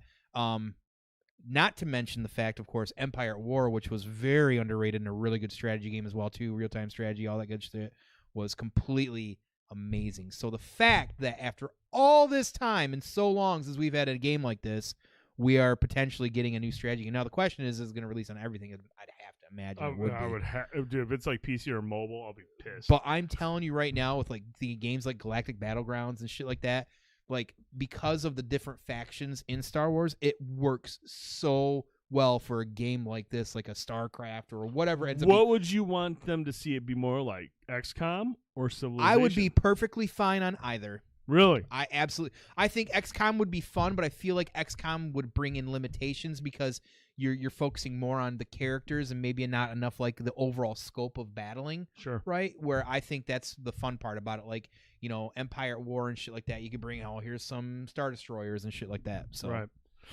Man, exciting times for Star Wars, man. I mean, that was a big announcement. I mean, we know they have 3 big titles in the works, all encompassing different types of genres. I mean, Star Wars, Jedi: The Fallen Order was more of a story-driven third-person game, and a great ending that I don't know about. Then you got their first-person shooter covered, and now you got a strategy. You've got some big genres covered with the Star Wars IP. That's pretty fucking exciting. The biggest tragedy about this whole thing is that I haven't finished Fallen Order. That's 2. Oh. I'll actually give you that. That's actually 2. I thought that's what you were getting at. No, that's good, though. I was that's like, okay, fair. here we go. The biggest tragedy. EA's publishing. And I mean that wholeheartedly. Tone wants a Star Wars Civ game where he can play as Snivian. Trying to do deep cut jokes. Knock it off. I would only use Jar Jar and bring him to the glory he deserves. I like Cuddles. I like that, Cuddles. Yeah. Bring back Star Wars Master of Terras Kasi. I wish, Brian, just for the fuck of it. Why not, right? I think he Feel would that. like that. He would like that a lot. Mm-hmm. All right. And the other bit of news we have is some more Dying Light news. We talked about this earlier. They actually, Techland released a roadmap to show just how much they plan to support this game. Now, you and I are thinking, okay, it's a game come. They're going to show us a roadmap for what? 1 year? Yeah, we heard 500 hours, big game. 500 hours. How much would you have to add to the game? A You year get of content. yeah, Okay, whole year of plate. content. No, we'll raise you 5. They posted this roadmap where it says they will have 5+ years of content, dude. We got a roadmap for this year, but we also know they're going to support this game for 5+ years, much like they did with the first Dying Light. In February, we're going to get factions-inspired free DLCs. March, we'll get our first set of challenges. April, we'll have a series of events, Mutated Infected. May, our second challenge, a set of challenges. And then June, we'll get our first story DLC. Now, story DLC is paid DLC, but everything else is pretty much free. And we know over the course of 5 years, we're going to get new weapons, new enemies, new stories, new events, free and paid DLC. This is how you fucking support That's how you do it. a first-person single-player Pretty game. dope, man. Love it. This is wild, dude. You know, hey. But, I mean, they showed with the previous Dying Light that this is what they do, man. They are committed. They aren't going to just churn out shit every year. Uh-oh, what do we got? Damn it, now I have to wait 5 years to have everything. No. Fuck. Back for Blood had a roadmap is. as well. It involved download it, play for 3 hours, and delete. Hey. How pissed did we get that one night? Oh, man. And we were both like, I'm never touching this fucking game again. Because what did it do? What did you do, Back for Blood? What did you do? The same thing you did with fucking Left 4 Dead 2. Your bullshit rubber band effect bullshit. Oh. Your bullshit. Your bullshit. Your bullshit. Your bullshit. So Sounds like you just sucked at the game, man. deleted. I didn't see you fucking do any winning. I didn't play it at all. Piece of shit. I wanted to. Fuck that game. I was actually more. Fuck that I was more series. interested in World War Z than I was Back for Blood. Yeah, everybody says it's a good shit. I know. Cuddles has played World War Z. And I know they released a bunch of new stuff. Yeah, I hear good shit about that. Bullshit rubber band effect bullshit. Yep. Quote Fuck- unquote. Put that fuck- on the fuck box all of the that. system. Fuck all that. That's right on the package right there. It's the same shit they do in Bullshit Mario rubber band Karts, effect. Need for Speeds, all that shit. Fucking rubber band effect. It just sounds like you sucked It's at the game. cheap. It's a cheap way to make it so that you can't actually enjoy your fucking I'm game. just saying it sounds like you sucked at the game. I didn't see you beating it. I didn't beat shit. I haven't even beat Horizon Zero Dawn's new B&B mug. Did you get a new B&B mug? Who got a No, he says the bullshit rubber band effect bullshit. Hey, I can probably make that happen. Hey, so that new B&B, he was beating it already. I can even probably do that in a t-shirt. So let's my let's God. talk about that. I got things. Anyways, let's move on to our next topic. No. Tom. No. I don't know. You want this topic, brother. I'm heated about the fucking rubber band. You bullshit. want this topic. It's time for a meme debate. It is time once again for you all to be wrong. A meme debate where Tone and I scour the interwebs for a bullshit meme that'll drive up conversation. Since I know you're a pansy. Oh yeah, please have, Yeah. have the other vanilla porter, you lush. This is what happens when you win the meme debate. You already know. I already know I'm I'm gonna like win. hyped up on fucking Dayquil and shit, bro. Let's go. This is a meme debate, and Meme Tone found a debate. good one, and I feel like there's a good conversation to be had here. Is there? And I'm really curious to what y'all will think. Oh, I'm ready. You guys. And I want, if you are going to talk about it, meme debate. Where's Cherry? Cherry's still mad that we don't like this, or that we like This Is the End. Yeah, she. Yeah, this one. This is not a meme she shared with us, but This is not a meme she shared with us, but I feel like there's a good conversation to be had here. very. Now, what we want you to do is we want you to think about it and then explain why you choose what Why you you're wrong. choose, Oh. why you're wrong, and let us know in the chat. And if you're watching this on YouTube or listening to it on iTunes or whatever, make sure you sign off in the comments. Leave a Let comment. us know. Let us know. Let us know your thoughts. But here, Talk to us. Yeah. this week's meme debate, Tone. Yes. Oh, didn't mean to hit that. Are you- I just wanted to show you. I just wanted to show you the logo again. I'm fucking drunk. This is 5%. good? I'm on my fourth one. Oh, shut up. This week's meme debate. Who's your sensei? Woo! So on this list here, we have John Kreese, top left corner from Karate Kid. Bottom left, the man, the myth, the legend, Bruce Lee. Chuck Norris, Mr. Miyagi, Liu Kang, or as you know him as Jackie Chan. I thought that was Liu Kang. And up top right, Master Splinter. Who's your sensei? And I want to hear your guys and girls' thoughts. The reasoning behind your choice. Tone, you know mine, which means we're going to go to yours first. No. Absolutely not. We're going to yours first. No, I just told you we're going to yours I'm first. always going first. You can go first this time. Fine, I'll go first. Leave damn your it. meat. Well, I'm racist since I thought Bruce Lee was on there twice. They all look the same, right, Brian? You're a scumbag. That's what Brian was thinking. Jeez. Miyagi trained bullies. Cuddles is onto it. That was my reasoning why I did not choose Miyagi. Because Daniel LaRusso turned into a scumbag. Not a scumbag, but he's kind of a bully. He's kind of a bully. I like half-ass. Did everybody get a good enough look at it? I'm going to throw it up there again. John Kreese, Bruce Lee, Chuck Norris, Mr. Miyagi, I can't even Jackie believe this is Chan, even a fucking debate. and I Master can't even Splinter. believe this is a fucking I'm going to debate. go first and explain why I chose Please Master do. Splinter Please do. and why your choice is wrong. First of all, John Kreese, I like the way that Johnny turned out. He's a good dude, but John Kreese is. I just don't want to deal with all the hardship that Johnny had to deal with between Karate Kid Right, Blanco. and where he's at now. Right. Bruce Lee probably would have been my choice here. Mm-hmm. Bruce Lee was fucking awesome. Chuck Norris, not a fan. Mr. Miyagi, like Cuddles said. What's wrong with Chuck Norris? Daniel, I almost said Daniel Day-Lewis. Daniel LaRusso. Got a haircut. Yeah, Daniel LaRusso is kind of a smug asshole. Jackie Chan, I like him, but he's more funny. I don't know if I want him being my sensei. Okay. But now Master Splinter, if you can train a mutated turtle to kick the shit out of everybody, handle a bow, or handle a katana blade, or handle nunchucks, imagine what Master Splinter could do with a fat piece of shit like me. Master Splinter would turn me into a killing machine. Yeah. Master Splinter is the most knowledgeable and knows how to take a fucking mutated turtle and turn it into a killing machine. I want to be a killing machine. I like pizza. Yes. I'm round and rotund. Okay. I want Master Splinter because clearly he has the ability. I'm gonna guess, judging by how you fared during CWF, that even Splinter, Jackie Splinter Chan can't was help my your guy. shit out. Jackie Yeah. Chan was my trainer for that one. Yeah. Splinter would turn that ass out. I'm telling you, man, like Master Splinter is fucking brilliant. Do you understand the words that are coming out of my mouth? Man, nobody understands the words that are coming out of your mouth. I'm assuming everyone's still thinking about it. I know. Now, Tricky says Bruce Lee. Why Bruce Lee? This is easy. He kicked Chuck's ass. He did.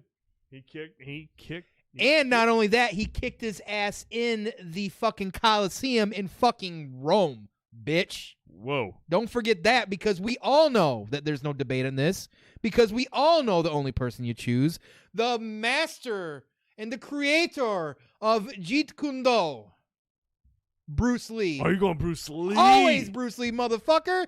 Always Bruce Lee. You don't even look at that and go, oh, I got to debate that. Nope, you don't, because it's fucking Bruce Lee. He is the man.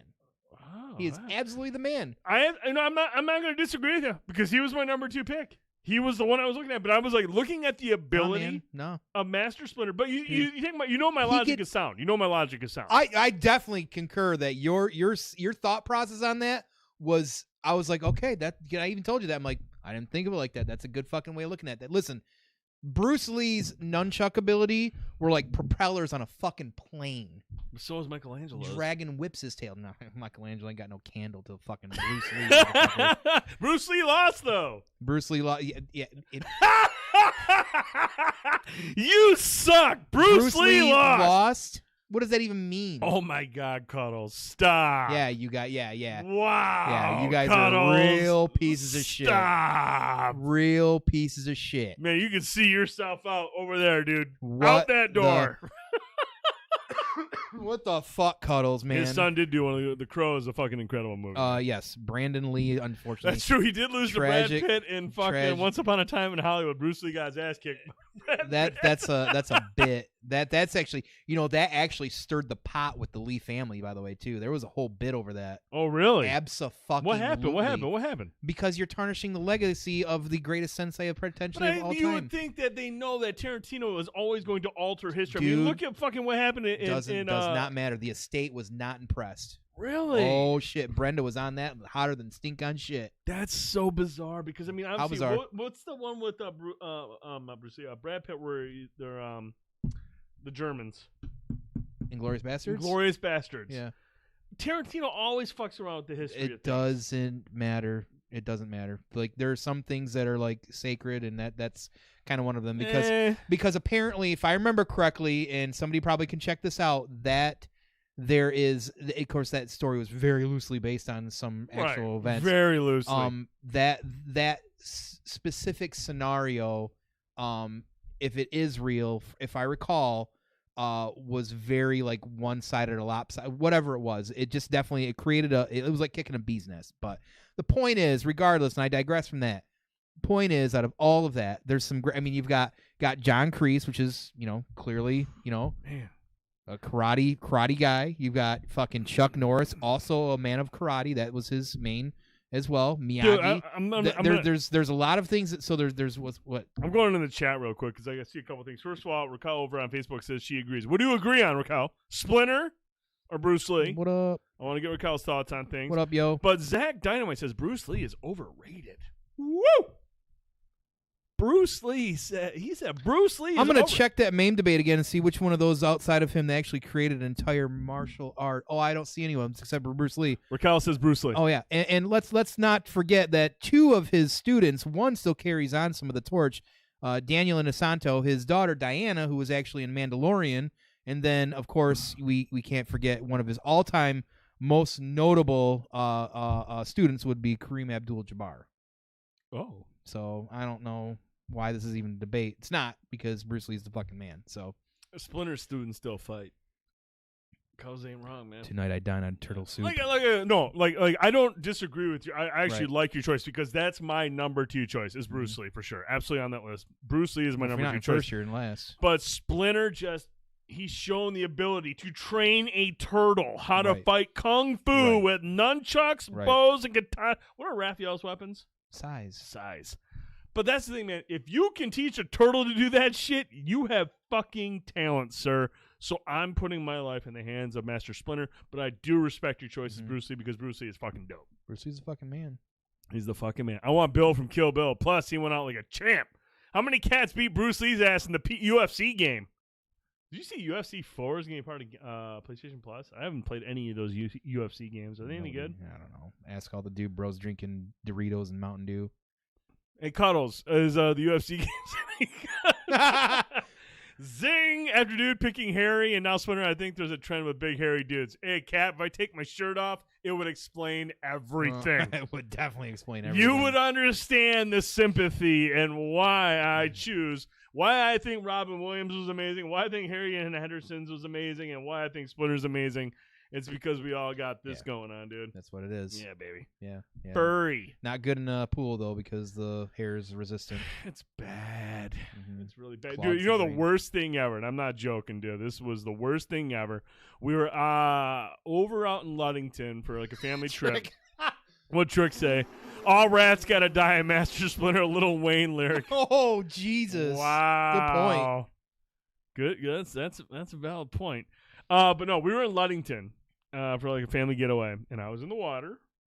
And as soon as I got out of the water, I was walking up to my wife, and some little kid goes, "Mommy, that guy's covered in seaweed."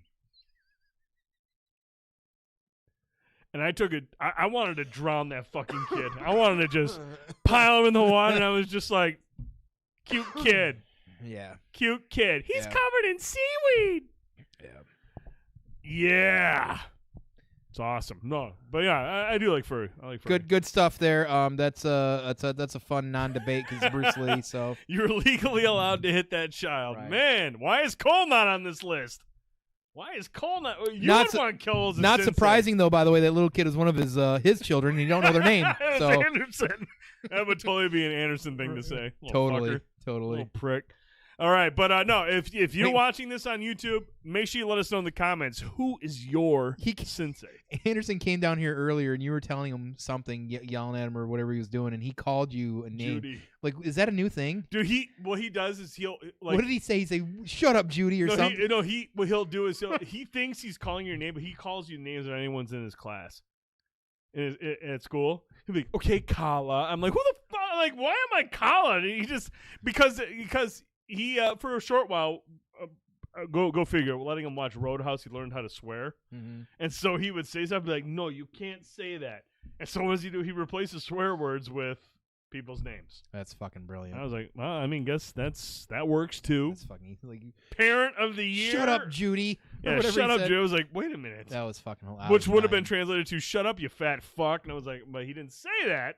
Called me Judy. There you go, Cuddles. Yeah. Type 1 for Lee, 2 for Splinter, 3 for other. There you go. Oh yeah. Let's see the chat. Everyone, right now. 1 for Lee, 2 for Splinter, 3 for Utter.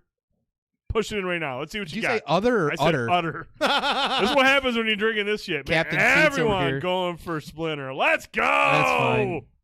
Yeah. Yeah. See, people understand. No, Miss Rose. I mean, she's sweet, so I'll allow it. 3 for Ninjas. There you go. Tricky Region says, okay, all right. We got some Lees in there. Miss Rose and Tricky Region. Okay, nobody's perfect, but hey, I like their choices. That's good stuff, you guys. And like I said, if you're watching this on YouTube, sign off in the comments. Who is your sensei?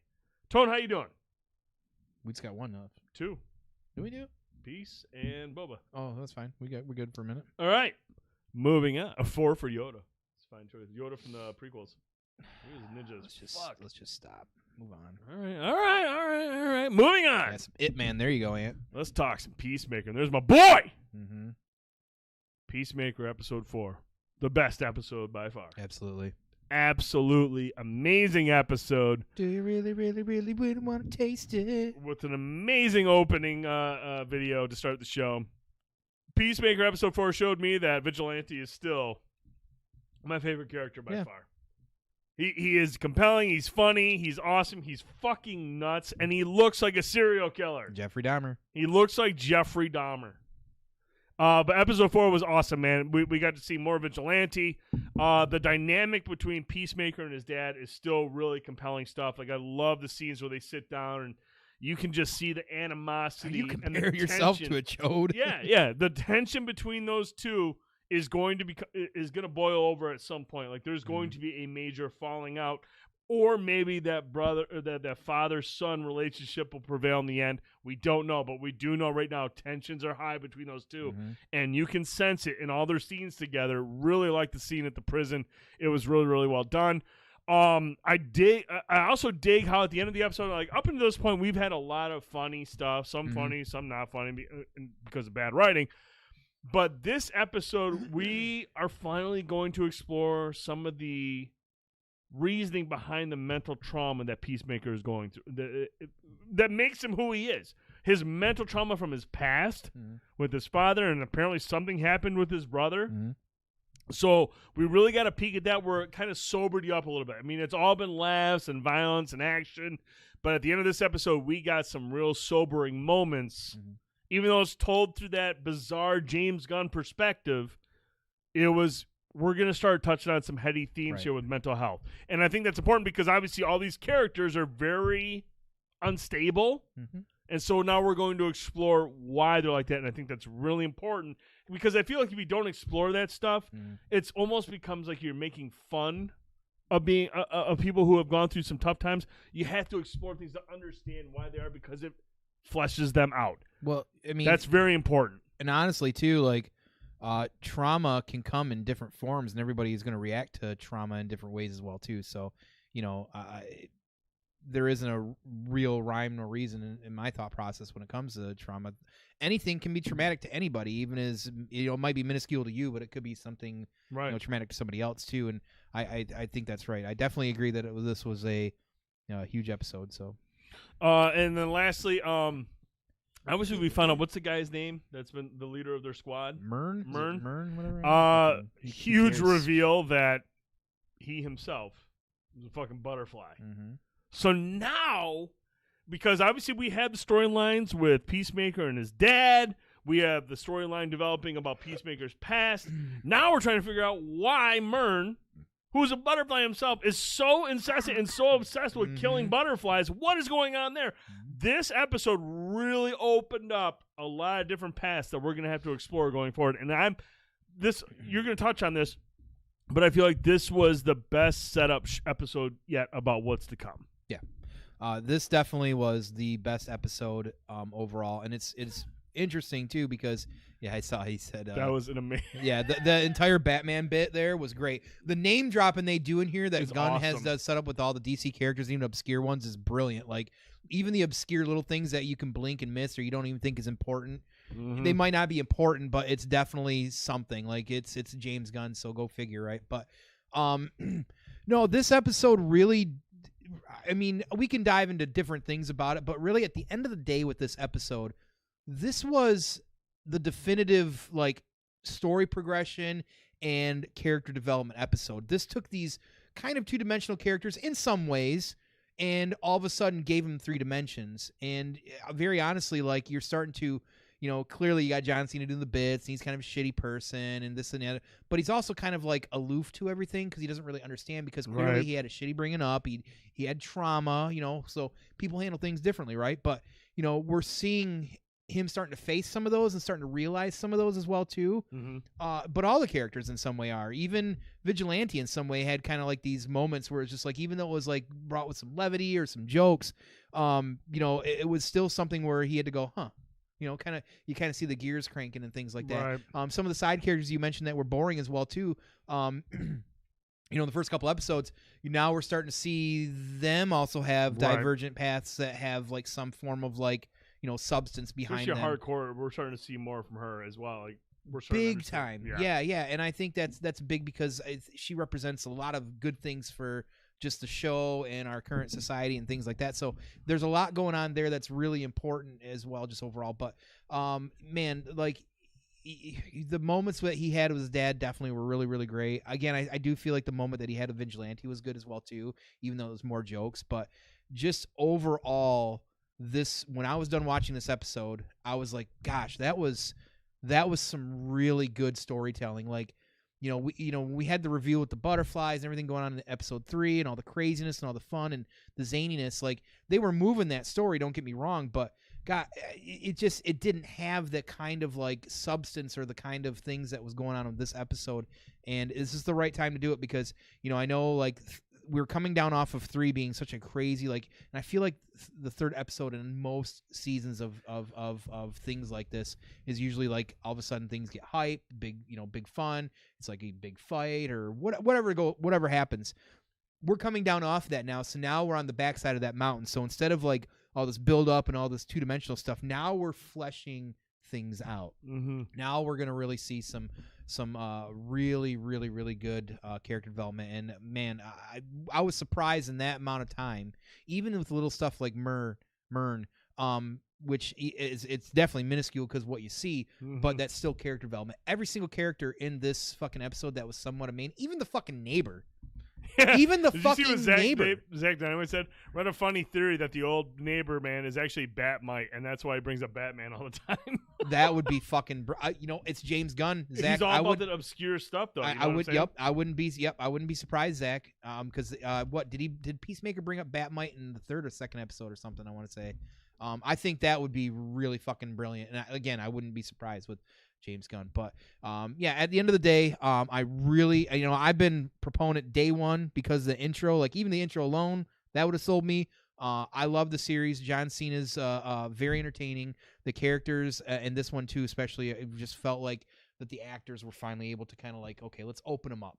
Right. and let's go. We're So, kind of getting away from the constant humor, and even though the action is still going to be there, obviously this is a violent show. it's going to be We're going to ridiculous. start. We're going to, like you said, we're going to 3D people out. We're going to make people more 3-dimensional. We're going to start adding some motivation. Like you said, that character development is so even like compared to even by today's standards, it's hard sometimes to find these shows that are so big into violence and humor and still find time to get that character development to really flesh them out, to give them some motivation, to kind of help you relate to them in certain ways that are more personal. Because at the end of the day, when you're shooting stuff and blowing stuff up and they're cracking one-liners, you can't really relate to all that stuff. But when you start talking about personal stuff, personal themes, personal struggles, that's where people are like, okay, now I can understand. This is why it's important with James Gunn being involved, and this is why the MCU waffle stomps so much DCU stuff. The MCU, with not all of them, but many of them, if you can make yourself somehow compassionate towards a villain, like, say, Kingpin during the Daredevil series, which you haven't even watched because you're dumb. I watched that. Daredevil, sorry, never mind, shut up. But if you can still have some form of common ground with a character like that, like an antagonist, that's when you know you're writing good character stories. Right. And that's what's been missing from the DCU overall, is because they're trying to rush it and get it out and get it, take 10 years of MCU building and do it in 2 years and stuff like that. No one gave a fuck about Darkseid. No one gave a fuck about fucking what's his name, Steppenwolf and things like that. Yep. Because you never, even Zod was like almost too dimensional. They got close with Zod. You had Michael Shannon, dude, and you fucking just have him. Right. Michael Shannon can do rage, but he's capable of so much more. He really is. But my point is that you just never really got that feeling of like, compassion or some common ground with them. And that's what DCU has struggled so much with outside the TV shows. Now, if you watch the shows like Flash or even Arrow, that's a whole different thing. Like that's whole different. And apparently the Titan and the other ones, Doom Patrol, that are good as well too. But at the end of the day, James Gunn being involved with DC is good. I don't know if it's going to continue outside of this. They would be lucky. Back on Guardians. They would be lucky to have him around some more, because clearly he can do a lot of different things. He knows how to handle source material like a pro, dude. Like, he knows how to really blend stuff in and bring it to the front. Bring it to the front. I like what Half-Assed Beer Review asked. Potential to beat any of Marvel's series. So I think that's a loaded question, because it would depend on whether or not Marvel Studios is a hand in it, or if it's one of their other ones that was handled by. I guess clarify. Well, are you talking Disney Plus? I mean, if he's just saying overall generally. But if he's talking about, I feel like if you say Disney Plus, you're really narrowing it down. I think, especially from an adult standpoint on this, because this is hitting a lot of, like, especially with me, I'm toilet humor and mature rating and cussing and swearing and things like that, but also like a good mix of story. You don't always see, there's not many people can do what James Gunn does. Right. Even with Guardians of the Galaxy, like, bring this funny comedy and levity, but also tell a good story and character development. He's kind of an anomaly in some way when it comes to that. So does this have potential to beat some Marvel? I would honestly say so. Like, it would be hard if somebody said, man, I liked Peacemaker more than WandaVision. I can't argue that. I love WandaVision. Does that mean I love this more? Of course, I got to scrutinize everything, and take all the pros and cons until I get there. But I wouldn't be able to argue with anybody when they say that, because it's such an enjoyable series. Better than Eternals for sure. Ooh. Yeah, everybody just cries about that movie. Better than Jessica Jones. I would definitely not agree with that. Not from storytelling standpoint at all. Jessica Jones is way too cerebral for that. Have a seat, Brian. If you want to talk about a show that deals with trauma and can convey that, and how they can take all that trauma and create such crazy characters and this next level development of storytelling, that doesn't even compare. That's on a whole other cerebral level of all of those shows. You take out the Marvel in that series, that's just a really well written series. And a lot of people claim it's boring, but a lot of people don't understand the story they're trying to tell either. Interesting. That's a very layered. That's a very layered series, especially if we talk about trauma and things in that nature. Ooh, Brian. Oh, I'm gonna wait for Brian's response. It's a waste of time. He walked into the lion's den on that one. It's no Agents of S.H.I.E.L.D., says Zach Dynamite. Agents of S.H.I.E.L.D. was really good for about 4, maybe 5 seasons, but once you start getting to the 5th season... Ooh, Brian shook! Yeah, Brian wasn't ready for it, man. He brought a knife to a gunfight. The 2nd season definitely wasn't as good as the 1st season, but the 1st season really is quite comparable and can blow even Daredevil out of the water. It depends on your perspective, though. But they They dive into some really cerebral stuff in that series, and a lot of people miss that boat. Brian, we still love you. We do love you. And we respect your thoughts and stuff, man. If you Yes. thought Jessica Jones was trash, then brother, you thought it was trash. I thought it was trash. You just wrong. Simple. I wasn't ready, he says. I wasn't ready. Hey, man, that's what's crazy about this guy. If you're not ready and you walk into the fucking lion's den, woo! Look at him now. Speaking of lion's den, let's move on to our final topic. Let's talk about the Book of Boba Fett. Go ahead. Supposedly. Go ahead and talk about it. Well, okay. I'm going to go first on this one. The Book of Boba Fett, Episode 5. First of all, just give Bryce Dallas Howard the keys to the franchise as its main director. I wouldn't be mad about that. Bryce Dallas Howard, much like her father, is incredibly talented behind the camera. Mm-hmm. Obviously, we know she's great on screen, but she is fucking awesome behind the camera. Big fan. She knows how to direct an episode and make it intriguing. Everything about this episode was great. Mm-hmm. Pedro Pascal continues to deliver a meaningful, moving performance while wearing a fucking can on his head. We talked about this before, man. The way that Pedro Pascal handles acting while wearing a helmet the entire time. It's all about the way he speaks. It's all about body language. He does a great job at conveying his emotions through a fucking helmet. Right. Okay? There's the whole scene. The Darksaber shows up. We were wondering, like, we talked last week when you shot me down. I was like, dude, we're going to bring back Mando. And you're like, no, they ain't. This whole episode was fucking Mando. We didn't see Boba Fett once. The only reason I knew this was a Boba Fett show is because Fennec shows up at the end. Now, here's the thing. I really like this episode. This was the best episode in the season of the Book of Boba Fett. The problem is, dude, this makes the rest of the season of the Book of Boba Fett really it doesn't look good. Like, look, I have faith in Jon Favreau. I have faith in Disney Plus at handling this right. And we have 2 episodes. I'm hoping they'll get this right. But this was not a good spot for a Mandalorian episode. Because it's a reminder of how good that show was. It's a reminder of how good that character is. And it's also, and then it reminds us just how confusing and how much of an identity crisis the Book of Boba Fett really has at this point. Like, look, there's been some nice episodes in the Book of Boba Fett, but the overarching story of Boba Fett as a character has been very bizarre. Really bizarre. Like, I love the explanation of how Boba Fett got out of the Sarlacc pit. I'm hoping we'll see Boba Fett become the character that we all hope he is. But it's just been a very weird pacing-wise and storytelling-wise and character development for the Book of Boba Fett. This episode was both a blessing and a curse to the Book of Boba Fett season. It's the best episode by far, and it has nothing to do with Boba Fett. That, my friends, is not good. That's not good. Now, look, Tone's going to get into the deeper stuff of the episode. There's a lot of Easter eggs and stuff in here. But from a person that is not super familiar with Boba Fett, because all I know him is from the mainstream movies, it's got 3 lines. This season so far has been kind of meh. There's been some highlights. There's been a lot of lowlights. The best episode in this season doesn't have Boba Fett at all. It's directed by Bryce Dallas Howard as a professional, as just a true talent, and it has a much more appealing character in Mando. So those are my thoughts. I thought it was a great episode, but that's not good for the series. Brian, Boba Fett lived longer than his father did and still has his head on his shoulders, so I don't know about all that, though. Ooh, Brian. Man, careful, bro. Just throwing it out there. Can somebody explain to me what the title of the show was? The title of the show is The Book of Boba Fett. Really kind of fucking confused me because I'm pretty fucking sure I didn't see that character in this goddamn series in this episode. Well, they mentioned him. Oh, they sure fucking mentioned him.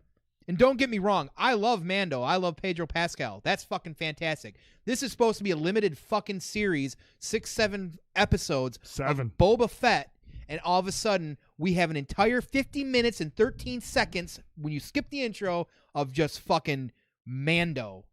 Are you fucking kidding me? Listen, I know that there's a lot of people back and forth about this series. That's perfectly fine. There's things about that I actually kind of agree and digress on. The problem is, and this comes from, again, what I've said already, is from the storytelling perspective. The fact that they've been jumping around on timelines, which is not something you typically see in Star Wars movies anyways. Not this much. It's convoluted the present time Boba Fett to move him forward because we don't know really what's driving him. We do. He even said it, but no one seems to fucking remember that because the conversation was a fucking blurb. They want us just to imagine everything and just kind of all of a sudden pick up the small crumbs that they're giving us. Like, I've picked up on it, but not everybody has, and I understand that. And that's frustrating because I have to hear everybody bitch about the fucking show when I'm just trying to enjoy it. But I also kind of agree. Listen, you can't take a character, a legacy character like this, and give him a fucking show, a limited show, 6 or 7 episodes, and then say, gosh, you know what? We're going to give a whole entire episode to another character that doesn't have any relevance to this storyline right now. And furthermore, with that being said, bringing in Mando now fucks up the timeline, which I was talking about again, because now there's this space between him going, I got the dark saber, and here's, Bo-Katan Kryze sitting there going, I can't take it, wah, wah, wah, and Moff Gideon crying over here in the fucking corner. We have nothing of this shit. But they explain it, but that's funny. They do in the book of fucking Boba Fett, and not Mandalorian. That's pretty fucking weird, isn't it? That is That's a bit pretty odd. fucking weird. I want to know who thought this was a good fucking idea. Listen, having Mando involved is a good idea. Don't get me wrong. That character is great. But at this point, Mando is almost kind of turning into the Boba Fett we didn't get 30-some fucking years ago because we're getting him fleshed out now. People love the aesthetic. We want to see the Mandalorians. We want the excitement. We want to see Grogu. He gives off Grogu to fucking Luke, and now all of a sudden we got to be like, I want to go see him. I miss him. A few months later already, we knew you were getting into. He spent a whole season going on missions with them. That's perfectly fine. But did that need to happen in the book of Boba Fett? Okay. I see what you're saying. Not I see what you're at saying. all. It's almost like they were setting up like Mando going. It's forward. almost like they're using it. Like, we're getting 6 or 7 episodes of this fucking character after 40 fucking years, and they hand off an entire 50 minutes and 13 seconds to another fucking character. Already, when even myself am just like, this is not the Boba Fett I expected, which is fine because characters have to evolve. I understand that. That's perfectly fine. You can tell that story, and they're trying to, but they're doing a piss-poor fucking job of doing it because, again, instead of putting things in chronological order, apparently Robert Rodriguez and everybody else just wants to do what Tarantino does and just break it up and do a bunch of fucking flashbacks. We can't see that character evolve properly because of that. Mm-hmm. And that is a problem. If we did it for the first few episodes, that's perfectly fine. It was necessary in the first episode, and I will honestly stick to that. After that, it should have been more chronological. Right. It should have just been move everything forward. Move everything forward. Or the first 2 episodes, instead of doing that, he's out of the Sarlacc, he's doing this, he's with the Tusken Raiders. Because there's even debates about timelines now. We're pretty sure we figured out the actual timelines of everything. He was probably with the Tuskens for a few years. Mm-hmm. But a lot of people are just like, well, this is fucking boring. This character fucking sucks. He still sucks. He's not doing anything. You're kind of right. And don't get me wrong, I want to see that character do that. I want to see the Battlefront Boba. I want to see the Boba from fucking I can't even think of the name of the fucking planet in Mando when he puts on his suit for the first time. Mm-hmm. Now, granted, he was up against the wall, so you had to see that Boba Fett. But this Boba Fett isn't the same Boba Fett from Empire Strikes Back.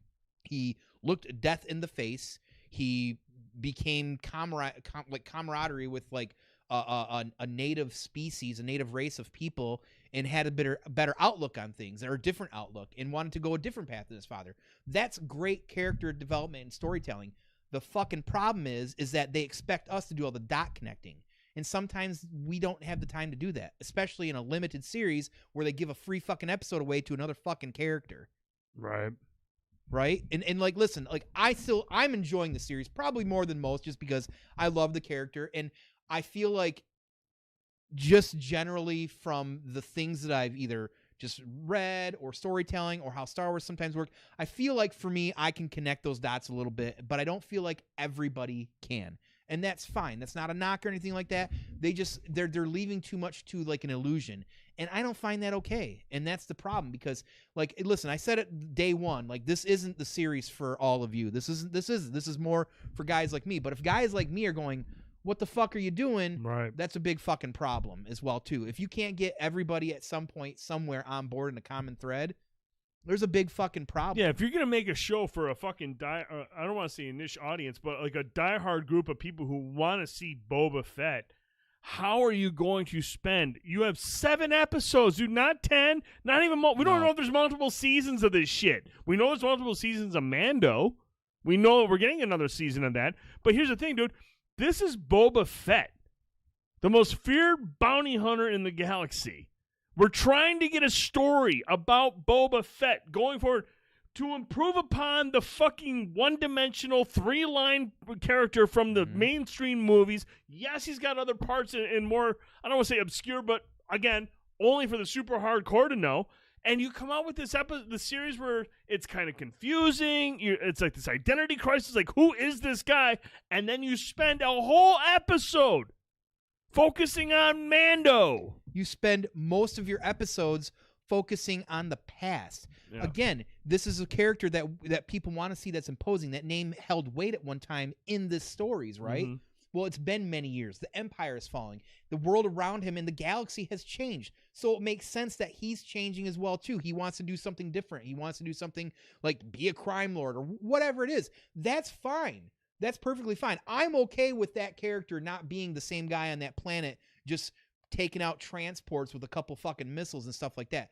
That's fine. But we need to see a good balance of that stuff. We need to be able to see that character's story progress in a good proper way of storytelling. And over 3 episodes is better than over 2 episodes, because now you only get 2. Right. And like Arrow, I always go back to that, because Arrow for 4 or 5 fucking seasons, even I was sick of going to the flashbacks back to the island for half the fucking series. But at least that still on the other side of it progressed that character forward in the present time. They have not progressed that character very far in the present time. Mm-hmm. They have not really, like he said, I want a tribe, I have something different. He had this revelation with the Tuscans. That's great, but you didn't do a good enough time spending that time in it, because we're just seeing him in flashbacks. And that's where I say the series would have been better had it been chronological, maybe had more episodes, or maybe not give an entire fucking 50 minutes and 13 seconds to a character that's not central to the fucking story. That was a fantastic fucking Mando episode, and yes, debatably one of the best Mando episodes. Yeah. But I'm pretty sure the title said Book of fucking Boba Fett without the fucking.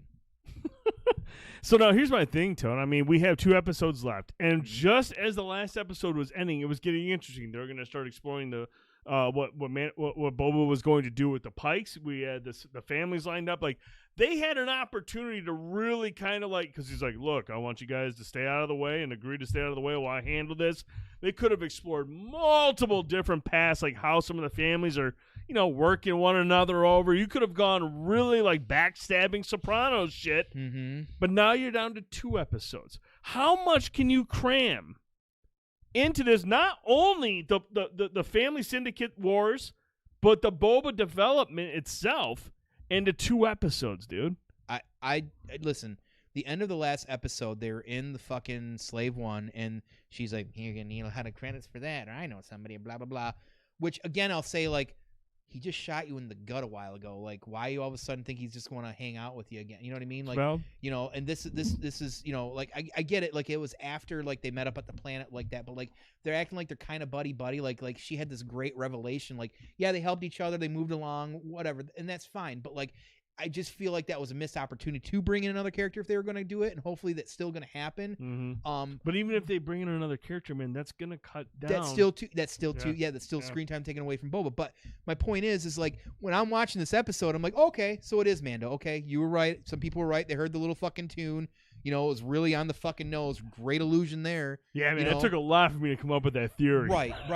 But we see Mando, what he's doing, and then we get to see the armorer. They're down to 3. Darksaber. We haven't even talked about that stuff. Yeah, because Vizsla there, if you watch Clone Wars, his granddad was a piece of shit and Death Watch guy, and that Darksaber he lost in battle technically to Darth Maul at one point. So There's a whole thing going on there as well too. So when he pulls it out and I see Vizsla standing there, the big fucking Mandalorian there, and I'm like, well, I know exactly. I thought that was David Bautista. I knew right away. Right. I knew right. Well, that's John Favreau does the voice from. I knew right away what was going to happen. I'm like, this motherfucker's going to challenge him. And sure as shit, it happened. So we get to see the armor. There's down to 3 of them. That's cool. Like, they're apparently on a fucking Halo ring. Somebody please explain to me how that got through fucking production on a fucking Halo ring. Okay. Yeah, dude. That's immediately I thought, I was like, is this a Halo spinoff? Yeah, it was pretty weird.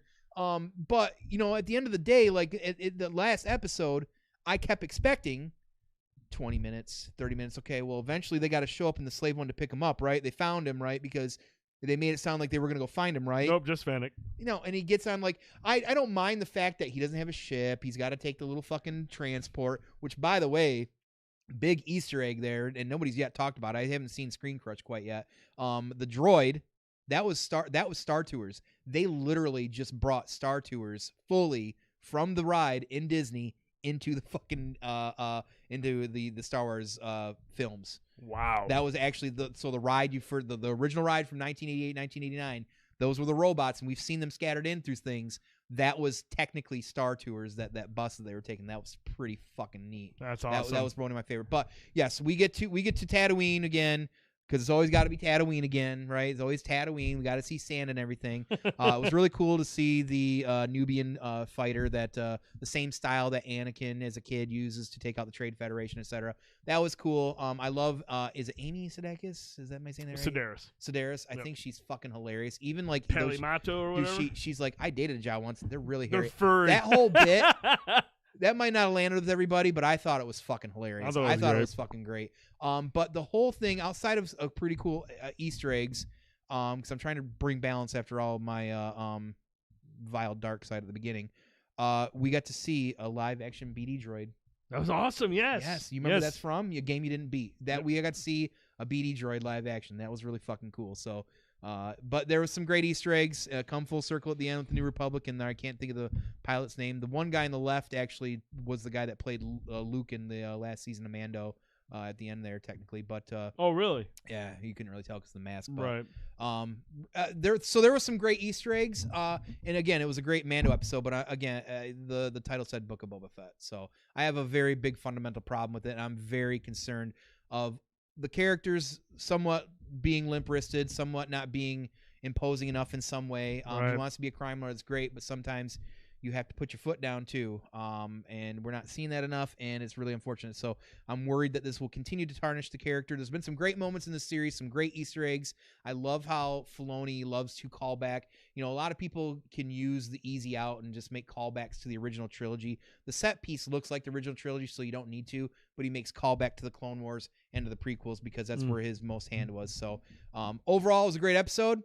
It was not a great Book of Boba Fett episode. It's very unfortunate. It's so weird because it is. It's a great episode, but it's not a good look for the Book of Boba Fett. And yes, that was the Bunta Eve track basically. Well, he goes through Beggar's Canyon, which is shit. Luke mentioned that using his T-16 Skyhopper in New Hope, but Beggar's Canyon always gets a little. So here's my last question to you, dude. Do you think the way this played out so far?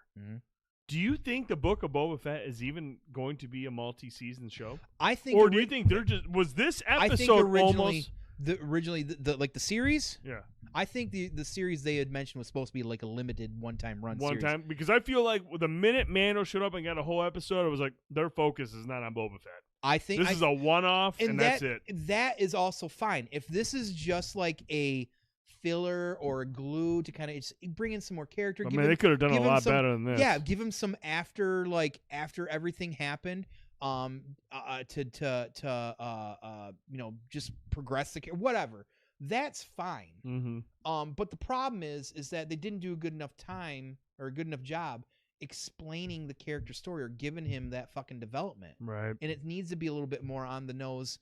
Apparently, because the other things are on the nose in this fucking series, and but I was pretty annoyed with that today, and I still am. Because we got 2 episodes left. And the last question I want to ask you is do you think? Now, look, I don't want to get nitpicky. Like, I love a lot of stuff that Disney Plus has done. Do you think the limited episodes are going to become a problem going forward? I mean, some of these shows are 10 episodes, but now we're starting to see Disney Plus roll out like 6 episodes. You know, I mean, especially I guess the length of the shows themselves. Right. You know, if you're doing 6 episodes, I hope they're like an hour. Or you know, a little bit more. This was 50 fucking minutes. It's 50 minutes, but I mean, even then, those previous episodes weren't even close to 50 minutes. I mean, they were shorter than that. Right. But like, do you think the fact that a lot of these shows are going limited is going to hamper the effect to make these shows more fleshed out? I mean, yeah. Essentially, you look at something like I'm trying to think of a show that ran like 10 episodes that really gave it time to like flesh things out. Now you're going back to that, 6 episodes. That's almost like, okay, now you're moving into movie territory. Well, you know what I'm saying? You're going into a big movie that's basically cut up. Right, which I'm fine on that. Because all the other stuff we've seen so far has been pretty good. Right. Like, it might not be the best, it might not be as good as maybe an MCU movie, but I would still you can still flesh out more with the character. You still have more time with these characters. Sure. Look at Falcon Winter Soldier. It was really a big 2-part Captain America movie or whatever, 6 episodes, right? Mm-hmm. But you got a lot of character development on those characters. Loki was only 7 episodes, maybe 8 at most. So they can still do that. The problem is that they gotta fucking focus on the character. You could have done that with this character. Like, I feel like it needed a good balance of, like, again, maybe a big flashback, the first episode, maybe even the second one. That's fine. Mm-hmm. But we should have gotten to the 3rd episode, and it should have been, we're focusing on the present and moving forward now. Sure. So that's how that should have gone. So if they're gonna do the flashbacks. They're not giving this character enough post Sarlacc pit to make it worth even raising him from the quote unquote dead at this point. I mean, it's nice to have him around, sure, but like, does that mean that he's going to be in Mando's going down further down the road or in anything else? I don't know. If he is, then maybe that's okay. But they're not doing what they should have done with this because his name's on it, and he's not really been getting the tale that he should be told. Not to mention the fact we've gotten some really campy bullshit that people are hit or miss on. Mm-hmm. And listen, we're getting some great Easter eggs in this series, but we're just not getting what I believe is good storytelling. And it's very weird because the track record of all these people involved is pretty big. Worst Boba Fett episode. One of the best Mando episodes. Again, it's just not a good look for Boba Fett. It really isn't, and that's really extra frustrating for me. Listen, again, I'm still enjoying the series overall, but I'm also trying to be realistic about it because at the same time, like I always say, if you don't have the ability to criticize and critique the things you like, then I don't know how much I can carry about the opinions about the things you just don't like at all. I feel you. No, we'll have to see where it goes, man. We have 2 episodes left.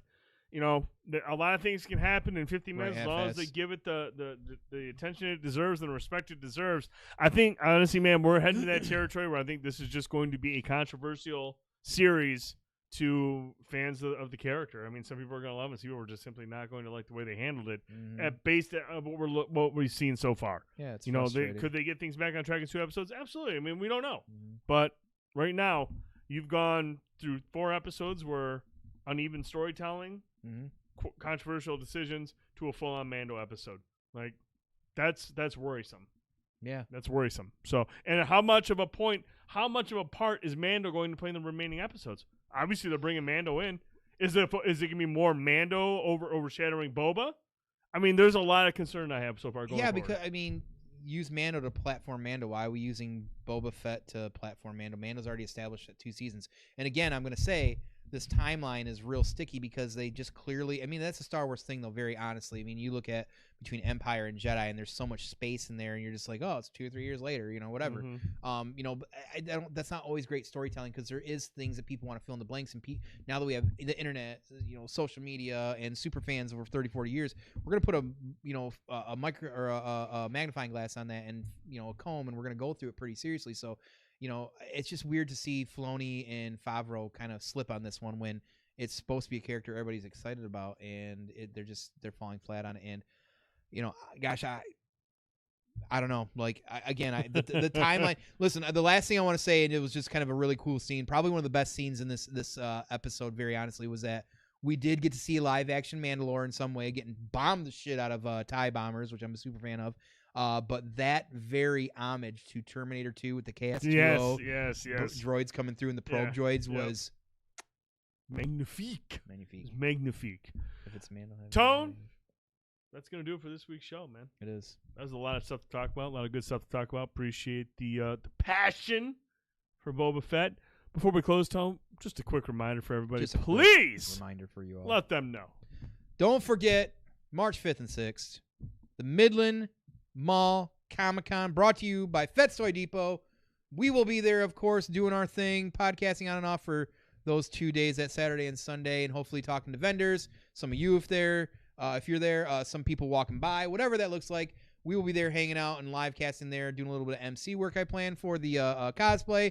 And the new announcement is that one of our own community members, good friends, and kind of part of our little inner circle here is now the 7D Dungeons, and his people are going to be taking over the actual Dungeons and Dragons tables and running the D&D there. So if you're in the area, want to try D&D for the first time, they're going to be able to have you sit down for, a little while and, check it out. Roll some dice. It's going to be fucking sweet. It's going to be a lot of fun, you guys. And we'll make sure we get Drastens on the show here. We'll do a little interview with him, talk to him about what's going on in the world of D&D. Tone, next week, there will not be a proper B&B. Correct. We will be doing a community night. More than likely playing Mario Kart. Yes. Mario Kart next Wednesday, 9 p.m. Eastern, Nintendo Switch. Bring your friends. Anybody who has a Nintendo Switch, they are welcome to join us. Community night. Mario Kart. I know Cuddles is mad. That's fine. Sorry, Cuddles. But we're doing Mario Kart Deluxe on Nintendo Switch for that fucking rubber band that he loves. But we're going to try to get Booty on. We'll see if we can reach out to her. And bring your friends, man. Bring your friends and family. Let's fill that fucking lobby up. Mm-hmm. Let's go and get crazy. VR Among Us. That will be somewhere down the line. I can promise you, Tricky. That'll happen down the line. So next Wednesday, B&B Community Night. And then the following weekend, Tone's going to be at the Olympics. I'm going to go see Black Phone with Ethan Hawke. Scare the shit out of myself. But I digress. I'm going to try to get him. I'm going to pull him away from the Olympics to go see it. Can't. But next week, we'll be playing Mario Kart Deluxe on Nintendo Switch. Hype for that. Monday, I'll be back with Guardians of the Galaxy, and probably next Thursday to try to finish that fucking game before Dying Light drops on Friday. So we'll have plenty of stuff to talk about. This Friday, though, we're back. Another night of Halo Rage. Friday night, bring your booze, bring your trolling. Let's have some fun. 9 p.m. Eastern, right here. Halo Rage stream Friday night. And we'll do some probably 4-on-4 for a little while like we do, and maybe we can open up and get some people in there for some big team battle. Big team battle. Yeah, buddy. You taking Friday off next week? You know a trick. No, Trick's writing it down for you. I got it off next Friday already, baby. You scumbags. I'm already on, baby. Hey, scumbags. Of course I'm off, Do Trick. some You work. know better. Do some work. For Fanboytone, I'm TheDude79. Thank you so much for tuning in to episode number 69, Giggity Giggity, of Banter and Babble. Have a great weekend. We'll see you Friday night. Peace out.